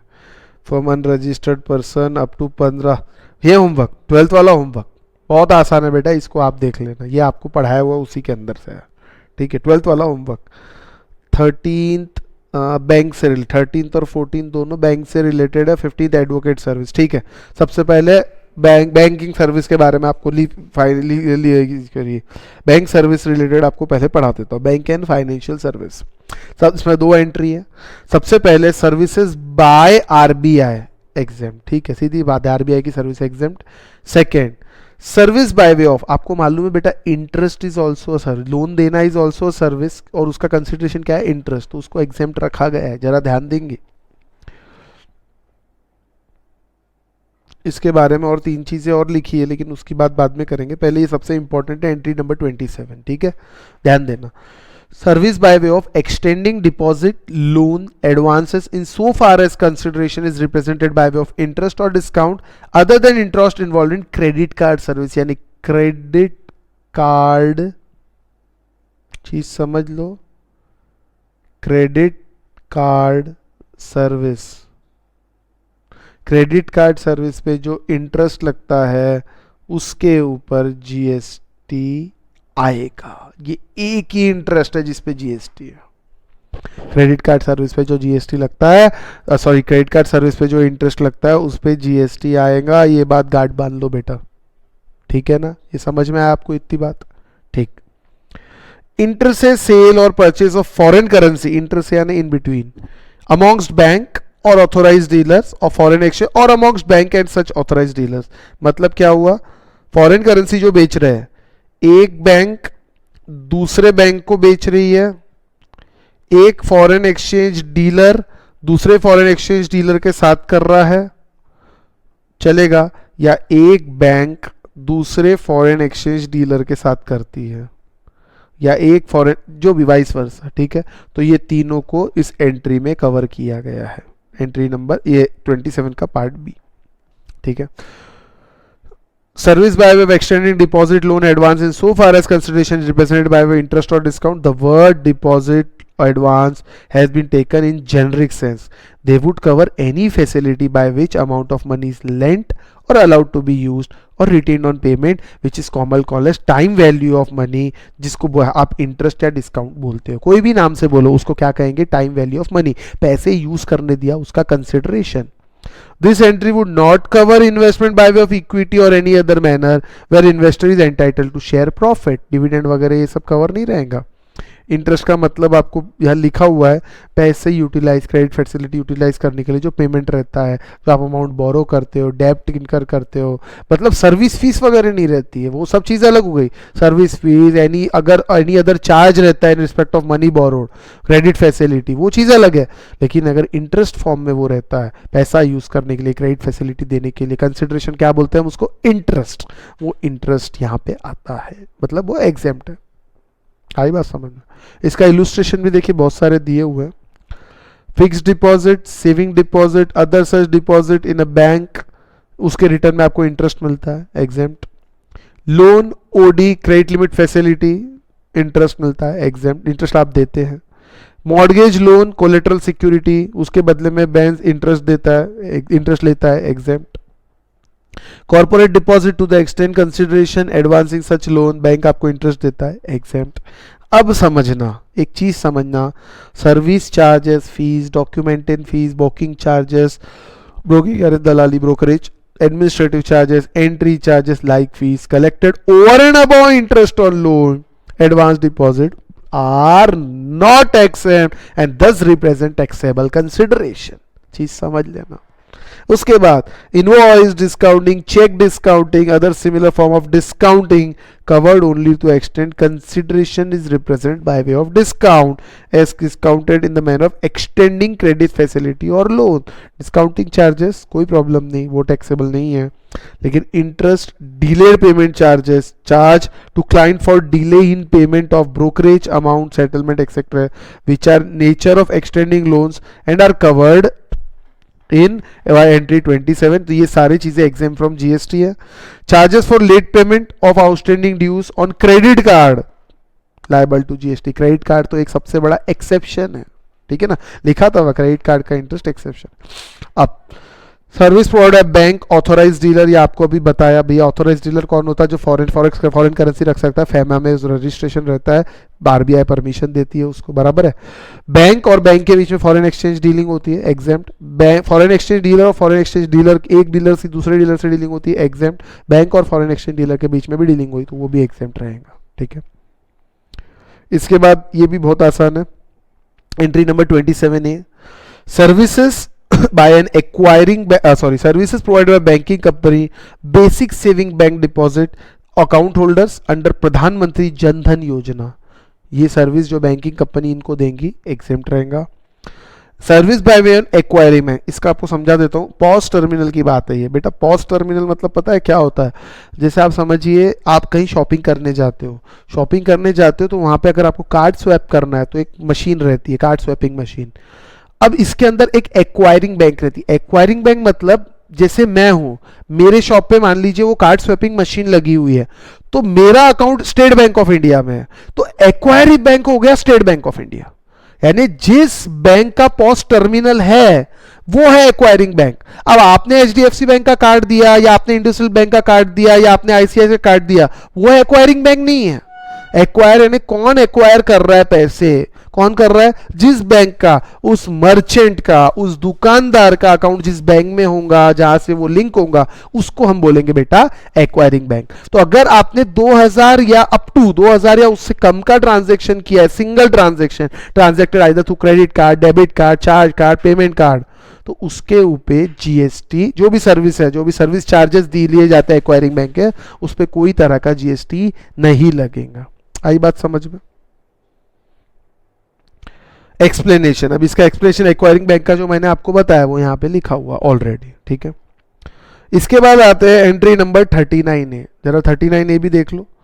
सर्विस बाय एन इंटरमीडियरी, ये है आईएफएससी के बारे में, international finance service centre, located in multi services या international finance service center, status of a customer located outside India for IFSC services in currency, for international finance service currency other than Indian rupees, Indian rupees के अलावा जो भी रहे। अब इसके purpose के लिए एक एक्सप्लेनेशन भी दिया है, वो एक्सप्लेनेशन आप देख सकते हैं। For the purpose of this entry, intermediary of financial service is a person, ये 4 लोगों को माना गया है। अब ये not relevant from exam point of view, एक बार आप पढ़ना है तो इसको पढ़ सकते हो, विशेष इसके अंदर कुछ है नहीं। तो बेसिकली जो बताना था वो ये था सबसे इंपॉर्टेंट इसके अंदर। Entry number 27 very important. अब इससे रिलेटेड बेटा अपना क्वेश्चन नंबर 13 और 14 है, वो अब अपन देखते हैं, ठीक है। क्वेश्चन नंबर बेटा 13 देखते हैं। GST act 2017 discuss the taxability of the following activities relating to the bank. इन एक्टिविटीज की टैक्सेबिलिटी आपको बतानी है। Bank extended housing loan of 50 lakhs to mister A, 50 lakh का हाउसिंग लोन दिया। अब बताइए ये 50 लाख का जो हाउसिंग लोन दिया, सिर्फ लोन दिया, इसे कहते हैं बेटा ट्रांजैक्शन इन मनी, पैसा दिया, इंटरेस्ट की अभी कोई बात नहीं है। सी पॉइंट में लिखा है bank received 6 lakhs as interest, ये एग्जेम्प्ट है जो हमने पढ़ा। हाउसिंग लोन दिया, क्या ये सर्विस है? क्या ये सर्विस है? याद करो सर्विस की definition, anything other than goods, लेकिन कुछ एक्सक्लूड किया था सर्विस की डेफिनेशन में, अगर याद नहीं है तो याद दिला देता हूं। Service means anything other than goods, money, securities, money. क्या ये ट्रांजैक्शन इन मनी है? किसी को लोन देना, हाँ। बोरोइंग, रीपेमेंट ऑफ लोन्स, बोरो करना ट्रांजैक्शन इन मनी होता है, और एनीथिंग मनी को एक्सक्लूड किया है सर्विस में। तो जब सर्विस ही नहीं है तो जीएसटी लगने का सवाल ही नहीं था। गुड्स तो है नहीं, सर्विस नहीं है, तो जीएसटी लेवी ही नहीं होगा। आई होप आप समझ रहे हो। This is transaction, same is transaction in money, therefore not regarded as service as per definition of service. काम खत्म। Bank receive 50,000 as loan processing fees from A, 50,000 loan processing fees को interest नहीं कहा जाता। मतलब ये जो 50,000 है इस पे बेटा 18% जीएसटी है। रेट सर्विस पे जनरली सब में रेट 18% है। 95% केसेस में सर्विस में आपको ये बता दूं रेट 18% है, नहीं तो एग्जाम में दिया रहेगा, कोई प्रॉब्लम नहीं, रेट्स याद नहीं करने। तीसरा है bank receive 6 lakhs as interest, ये टैक्सेबल है, कोई भी सॉरी ये एग्जेम्प्ट है, ठीक है, नॉट लायबल फॉर जीएसटी, क्योंकि एंट्री 27 के अंदर ये एग्जेम्प्ट है। आई बात समझ में? चलिए अब एक और क्वेश्चन दिया बेटा, क्वेश्चन नंबर 14, ठीक है। अपना bank limited, a scheduled commercial bank has furnished you the following detail for the month of August, ठीक है। extended housing loan to its customer, again housing loan दिया, कितने करोड़ का? 100 करोड़ का। Transaction in money, not taxable, बराबर है। देखो यहाँ लिखा भी होगा ट्रांजैक्शन इन मनी, बराबर है। इस टाइप के आपको रीजन डालने पड़ेंगे। ये बेस्ट मेथड है बेटा। वर्किंग नोट ऐसा एक कॉलम बना लो, इधर लिख दो, एक कॉलम बनता है। सी नोट बार बार लिखने की आवश्यकता नहीं पड़ती इसमें। प्रोसेसिंग फीस कलेक्टेड फ्रॉम इस customer on section of loan, processing fees taxable है, बिल्कुल taxable. Commission collected on bank guarantee taxable है, इंटरेस्ट थोड़ी है। Interest income on credit card, credit card का इनकम स्पेसिफिकली, क्रेडिट कार्ड का interest specifically taxable है, आपको बताया था ये चीज। Interest received on housing loan extended by bank, exempt. Minimum balance charges collected, ये अलग चार्जेस है, टैक्सेबल। 1 2 3 4, आसान है। इस टाइप के ही क्वेश्चन इस सब्जेक्ट, इस चैप्टर से एग्जाम में आएंगे। 4 से 5 मार्क का क्वेश्चन आता है। अभी आप क्वेश्चंस करोगे ये तो मैंने, अबे देखो ये क्वेश्चन 6 मार्क के लिए मई 2019 एग्जाम में आया है। अभी मैंने आप लोगों को पढ़ाया ये बैंकिंग, और उसी बेसिस पे बस 6 में से 6 पता है कब मिलते हैं? जब रीजन के साथ लिखोगे। ये जो वर्किंग नोट ये मैंने बनाया ना, ये कंचे खेलने के लिए नहीं बनाए हैं, ठीक है। ये ऐसा रीजन लिखना पड़ता है, इसलिए सब इज्जत से छाप के दिया है। और ये नोटिफिकेशन नंबर तो याद कर लो, 12/2017, 12/2 सीटी रेट मतलब रेट नोटिफिकेशन, ठीक है। ये तो आप याद ही कर लो, ये हर जगह लिख देने का, एज पर नोटिफिकेशन नंबर 12/2017 सीटी रेट। आई बात समझ में? तो ये लिखना पड़ेगा बेटा, तब जाके मार्क्स मिलेंगे, ये बात दिमाग में डाल लेना, नहीं तो फिर कोई फायदा नहीं होगा। अब ऐसे क्वेश्चन 6 मार्क के लिए आया, देख लो आपके सामने, मई 2019 रिसेंटली 1 साल हुआ है, तो बोलो मार्क्स नहीं मिलेंगे क्या? और आपको पूरा पढ़ा है, और पढ़ाने आपने तो अभी तक खुद नहीं पढ़ा, मेरे पढ़ाने के साथ ही क्वेश्चन जम गया। इसीलिए बेटा ध्यान दो, और साथ में जीएसटी बहुत स्कोरिंग है, मेरी बात गांठ बांध के रख लो ये। और मैं वीडियोस आपको बार बार कह रहा हूँ, मैं आराम से दे रहा हूँ, लाइव क्लास वालों बच्चों सुन लो, मैं आराम से दे रहा हूँ। उसका कारण है कि आप लोग आराम से देखते रहो, आपका रोज का रोज देखो, ये इंटेंशन है। नहीं तो अभी तक सिलेबस कंप्लीट हो जाता था, रोज वीडियोस भेज देता था। चीज समझ लो बात को, अभी तक नहीं तो यानी मतलब आगे नियर फ्यूचर। अभी तो ये सिलेबस हमारा 30 जून तक जाएगा, क्योंकि हम आराम से चल रहे हैं, कोई तकलीफ नहीं है, ठीक है ना। तो ये उम्मीद ये है कि आप साथ साथ में कर रहे हो, 3 दिन में 2, ठीक है। चलिए बेटा 14th भी हो गया, अब वापस आ जाते हैं अपने इस पे। बैंकिंग सर्विस भी हमारी कंप्लीट हो चुकी है। अब देखते हैं आगे कौन सी सर्विस के बारे में है। लाइफ इंश्योरेंस सर्विस बेटा बहुत आसान है ये, इसमें और इसके आगे के वाले दोनों तीनों में समझाने जैसा कुछ नहीं है, ठीक है, कुछ भी नहीं है। चलिए लाइफ इंश्योरेंस बिजनेस सर्विस कुछ भी समझाने जैसा नहीं है, लेकिन फिर भी एक बार हम रीड आउट कर लेते हैं। और एग्जाम पॉइंट ऑफ व्यू से भी ज़्यादा कोई बहुत इंपॉर्टेंट नहीं है, बहुत कम इससे से क्वेश्चंस एग्जाम में आते हैं, देखा गया है। Service of life insurance business provided by way of annuity under national pension scheme, national pension system regulated by pension fund regulatory and development authority of India under pension fund regulatory and development authority act 2013। Service of life insurance business provider agreed to be provided to Army, Naval officers, Air Force Group Insurance Fund to its members of Army, Naval or Air Force respectively under Group Insurance Scheme of the central government. Service of life insurance provided or agreed to provided by the Naval Group Insurance Fund to personnel or Coast Guard under the Group Insurance Scheme of the central government. Service of life insurance provided in the following scheme: Janashri Bima, Aam Aadmi Bima, Life Micro Product, maximum cover 2 lakh का, इसके ऊपर चला गया तो taxable. वरिष्ठ pension बीमा योजना, प्रधानमंत्री जीवन ज्योति बीमा योजना, प्रधानमंत्री जनधन योजना, प्रधानमंत्री वय वंदन योजना। हम इसके बारे में डेफिनेशन है, कोई मैसेज रेलेवेंट नहीं है, तो आप एक बार सिर्फ ये रीड आउट कर सकते हैं। इसके बाद service provided by specific bodies, ये भी बहुत आसान है बेटा, ठीक है। क्या है इसमें? Service provided by employ state insurance corporation ESIC, ठीक है।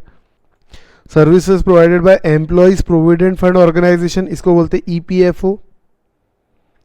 To person governed by employees provident fund and miscellaneous provident fund act. Services by coal mines provident fund organisation to person governed by coal mine provident fund and miscellaneous provisions act. National pension trust to its member, IRDAI to the insurers, SEBI set up under SEBI Act by protecting interest of investors, security and regulate security market। बहुत आसान है, exam में कभी नहीं आएगा, ये भी बता देता हूँ, चांसेस बहुत कम है, नहीं आते इस टाइप के क्वेश्चंस, ठीक है। जनरल इंश्योरेंस, इसमें से भी क्वेश्चन नहीं आते, लेकिन अब आएगा, ये R पॉइंट देख लो, ये inserted with effect from 1/10/2019, question expected, बिल्कुल क्वेश्चन इज एक्सपेक्टेड, आने के पूरे चांसेस हैं, ठीक है। ध्यान रखना इसका, मतलब ये क्या है, ये बहुत सर्विसेज जनरल इंश्योरेंस बिजनेस के बारे में कुछ सर्विसेज है। Services of general insurance business provided under following schemes, in schemes के अंदर जो जनरल इंश्योरेंस बिजनेस दिया जा रहा है, बहुत सारी स्कीम लिखी है, ये आप पढ़ सकते हो। एक बांग्ला शहस्य बीमा, ये स्कीम नई इंट्रोड्यूस हुई है, ठीक है।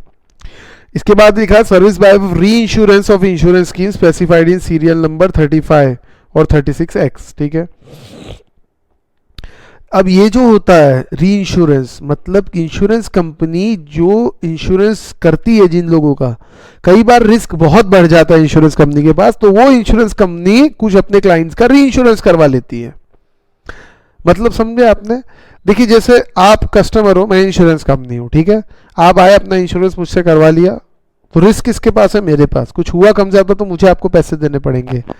अब कई बार मेरे से लोग इंश्योरेंस करवाते जा रहे हैं, मेरा इंश्योरेंस बहुत मेरा रिस्क बढ़ते जा रहा है, तो मैं क्या करता हूँ, जैसे 30%, 40%, 20%, जितने मेरे रिस्क ज्यादा है, मैं उतने लोगों का क्या करता हूँ, री इंश्योरेंस करवा लेता हूँ किसी और कंपनी से।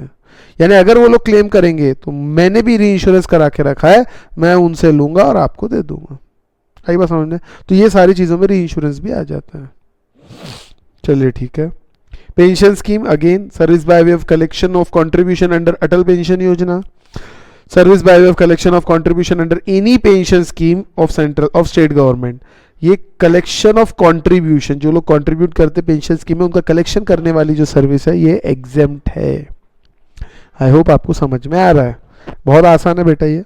एक आता है बिजनेस फैसिलिटेटर, इसको भी देख लेते हैं। अभी बिजनेस फैसिलिटेटर बिजनेस करस्पॉन्डेंट के बारे में आपको थोड़ी कहानी बता देता हूँ पहले, तो आपको समझने में बहुत आसानी जाएंगी। है बहुत सिंपल है, कुछ भी नहीं है इसके अंदर। नाम है बिजनेस फैसिलिटेटर या करस्पॉन्डेंट, BFBC, ठीक है। बिजनेस फैसिलिटेटर, बिजनेस करस्पॉन्डेंट, ठीक।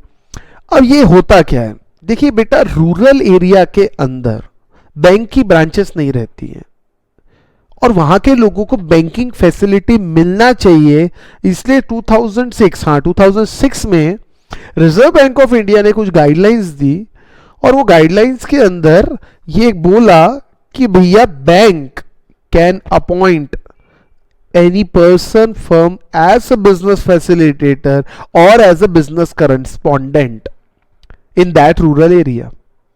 बैंक ऑथोराइज करेंगे किसी को। अब इसमें क्या हो रहा है चीज समझना ध्यान से। आरबीआई ने अलाउ कर दिया, बैंक ने, मान लीजिए मैं बैंक हूं और मैंने आपको बिजनेस फैसिलिटेटर अपॉइंट किया नरखेड़ में, एग्जाम्पल।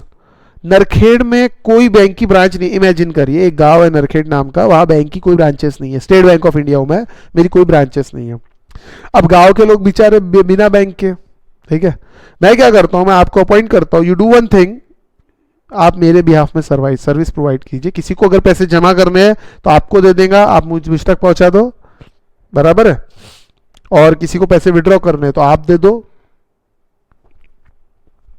इस केस के अंदर ऐसे चीजों में बैंक की सर्विस आप दे रहे हो, लेकिन किसके बिहाफ में? मेरे बिहाफ में। लोगों ने आपको पैसे किसके बिहाफ में दिए? सर, लोगों ने स्टेट बैंक ऑफ इंडिया को पैसे देख के दिए हैं, स्टेट बैंक को देख के दिए। अब इसमें कुछ चार्जेस रहते हैं जो कलेक्ट किए जाते हैं। अब आप फ्री में तो काम करोगे नहीं मेरे लिए, यू आर बिजनेस करस्पॉन्डेंट और बिजनेस फैसिलिटेटर, आप फ्री में नहीं करोगे, मैं आपको कुछ फीस दूंगा, चार्जेस दूंगा, और वो चार्जेस मैं कस्टमर से भी कलेक्ट करता हूँ, लेकिन ट्रांसपेरेंट मैनर में। आरबीआई ने बोला ट्रांसपेरेंट मैनर, यानी कस्टमर को बता रहे हैं कि इतना चार्ज हम कलेक्ट आपसे कर रहे हैं ये फैसिलिटी प्रोवाइड करने का, और कस्टमर को भी बैंकिंग सर्विस मिलती है, क्योंकि हर गांव में बैंक खोलना पॉसिबल नहीं है आज की इंडिया की कंडीशंस के अंदर। तो ऐसे केसेस के अंदर, इस टाइप के केसेस के अंदर, there is a person who act as an intermediary, मतलब who act as an intermediary, who act as a business facilitator to rural area, accounts to its rural area branches। Rural area में भी branch है तो उसके और अंदर भी rural area रहता है, बराबर है ना। इसके बारे में ये होता है बिजनेस फैसिलिटेटर। अब कई बार क्या होता है, गांव के अंदर भी बहुत छोटे छोटे गांव रहते हैं, जैसे बैंक ने मुझे बिजनेस फैसिलिटेटर अपॉइंट किया, अब मैं भी हर गांव में कहां जा सकता हूं, तो मैं क्या करता हूं, एक आदमी को एजेंट बना देता हूं, अपना इंटरमीडियरी बना देता हूं, और वो मुझे सर्विस देता है, मैं बैंक को देता हूं, सब लीगली होता है ये। तो उसकी सर्विस भी एग्जेम्प्ट है, आई समझ बात, उसकी सर्विस भी एग्जेम्प्ट दी गई है। तो एक बार इसको पढ़ लेते हैं, आपको क्लियर हो जाएगा। पूरा डिटेल में बेटा लिख कर दिया, आपको लिखने की कोई जरूरत नहीं है, पूरा एक्सप्लेनेशन अच्छे से लिखा हुआ है। Service by a following person in respective capacities: business facilitator or business correspondent to a banking company with respect to accounts in its rural branch. Any person act as an intermediary to business facilitator or business correspondent with respect to service mentioned in entry A. Business facilitator or business correspondent to an insurance company rural area. Banking और insurance दोनों को ला दिया है यहाँ पे, ठीक है। अब इसकी कहानी देखिए। In many rural areas either there were no bank और number of banks were insufficient. In order to counter this problem and ensure greater financial inclusion, the Reserve Bank of India introduced business correspondent business facilitated model through guidelines in 2006, allowing bank to employ two category of intermediaries known as business facilitator and business correspondents. These help villagers to open bank account and provide other banking services to them. They act as intermediary between bank and its customer. Bank in turn pay commission or fees to business correspondent or business facilitator. They cannot transact on behalf of bank. Bank के behalf में कुछ भी नहीं कर सकते। लोगों ने अगर उनको पैसा दिया मतलब बैंक को दिया, पैसा लिया मतलब बैंक से लिया। बैंक हर चीज के लिए रिस्पॉन्सिबल रहेगा, ये बात ध्यान में रखना, ठीक है। Entry 39 exempt the service provided by BF or BC to the banking company with respect to accounts in its rural branch. Rural branch जरूरी है, अगर आपने सिटी ब्रांच के लिए किए तो एग्जेम्पशन नहीं मिलेगा, रूरल ब्रांच का ही रहेगा. And service provide by any person as an intermediary to BF और BC. कोई इंटरमीडियरी बन के अगर उनको भी सर्विस प्रोवाइड करता है तो उसको भी एग्जेम्पशन दिया गया. With respect to said service are exempt from GST. It is important to note that for the purpose of availing exemption from GST, under this entry, service provided by business facilitator या business correspondent to banking company in their respective individual capacity should be within the accounts in his branch located in rural area of the banking company. Rural area में चाहिए. अब आगे, whenever the service provided by BF BC to banking company or service provided by an intermediary do not fall within the scope of this entry, GST payable of such service. इस entry में कब आएगा बेटा? इस entry में sir तब आएगा जब क्या, जब वो रूरल एरिया के ब्रांच से अकाउंट से रिलेट करेगा, नहीं तो नहीं आएगा. सिर्फ रूरल एरिया के लिए है ये. आई बात समझ में? However, banking company is a person liable to pay GST under reverse charge in respect of commission, fees, charge provided by BF. ठीक है, ये अगर आप ध्यान से देखो तो ये हमने पढ़ा है, आप लिख लो सी पेज नंबर 57 ऑफ नोट्स. अगर आपके पास नोट्स आ गए हैं तो रिवर्स चार्ज मैकेनिज्म में जो पढ़ा था उसके पेज नंबर 57 पे इसके बारे में लिखा है कि रिवर्स चार्ज लगता है. ठीक है. Further as seen above as per RBI guidelines, bank may pay reasonable commission fees to the business correspondent. Agreement of bank with the business correspondent specifically prohibits them from directly charging any fees to customer for services rendered by them on behalf of the bank. Customer से आप पैसे नहीं ले सकते. On the other hand, bank, not the business correspondent, are permitted to collect a reasonable service charge from the customer on such service in a transparent manner. Opaque manner नहीं, transparent. आपको बताना है कि हम आपसे इतना चार्ज ले रहे हैं एज ए बिजनेस फैसिलिटेटर. लेकिन बिजनेस फैसिलिटेटर या बिजनेस करस्पॉन्डेंट डायरेक्टली कस्टमर से कोई चार्ज कलेक्ट नहीं कर सकता, कर ही नहीं सकता. It is illegal. ये बात ध्यान रखना. The arrangements of bank with business correspondent specify the requirement that transactions are accounted for and reflected in the bank books by the end of the day or the next working day. जो भी transaction होता है गांव में वो as it is bank के books में या तो शाम तक आ जाना चाहिए या अगले दिन आ जाना चाहिए. And all the agreement contract with the customer should clearly specify that bank is responsible to the customer for the acts of omission and commission of BF and BC. उसकी भी बिजनेस फैसिलिटेटर या business correspondent कोई गलती करते हैं, कुछ भी act अगर गलत होती है या सही होती है, जिम्मेदारी किसकी रहेंगी? बैंक की.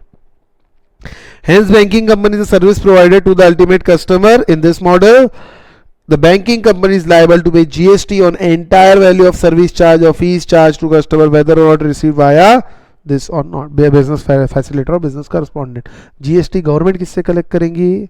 भले ही सर्विस बिजनेस फैसिलिटेटर ने दिया है, सर्विस दिया है आपको बिजनेस करस्पॉन्डेंट ने, लेकिन किसके बिहाफ में दिया? Bank. Bank is liable to customers.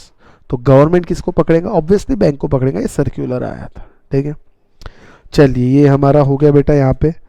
अब हम आते हैं एक और चीजों पे, सर्विस प्रोवाइडेड टू गवर्नमेंट, उसके बाद लीज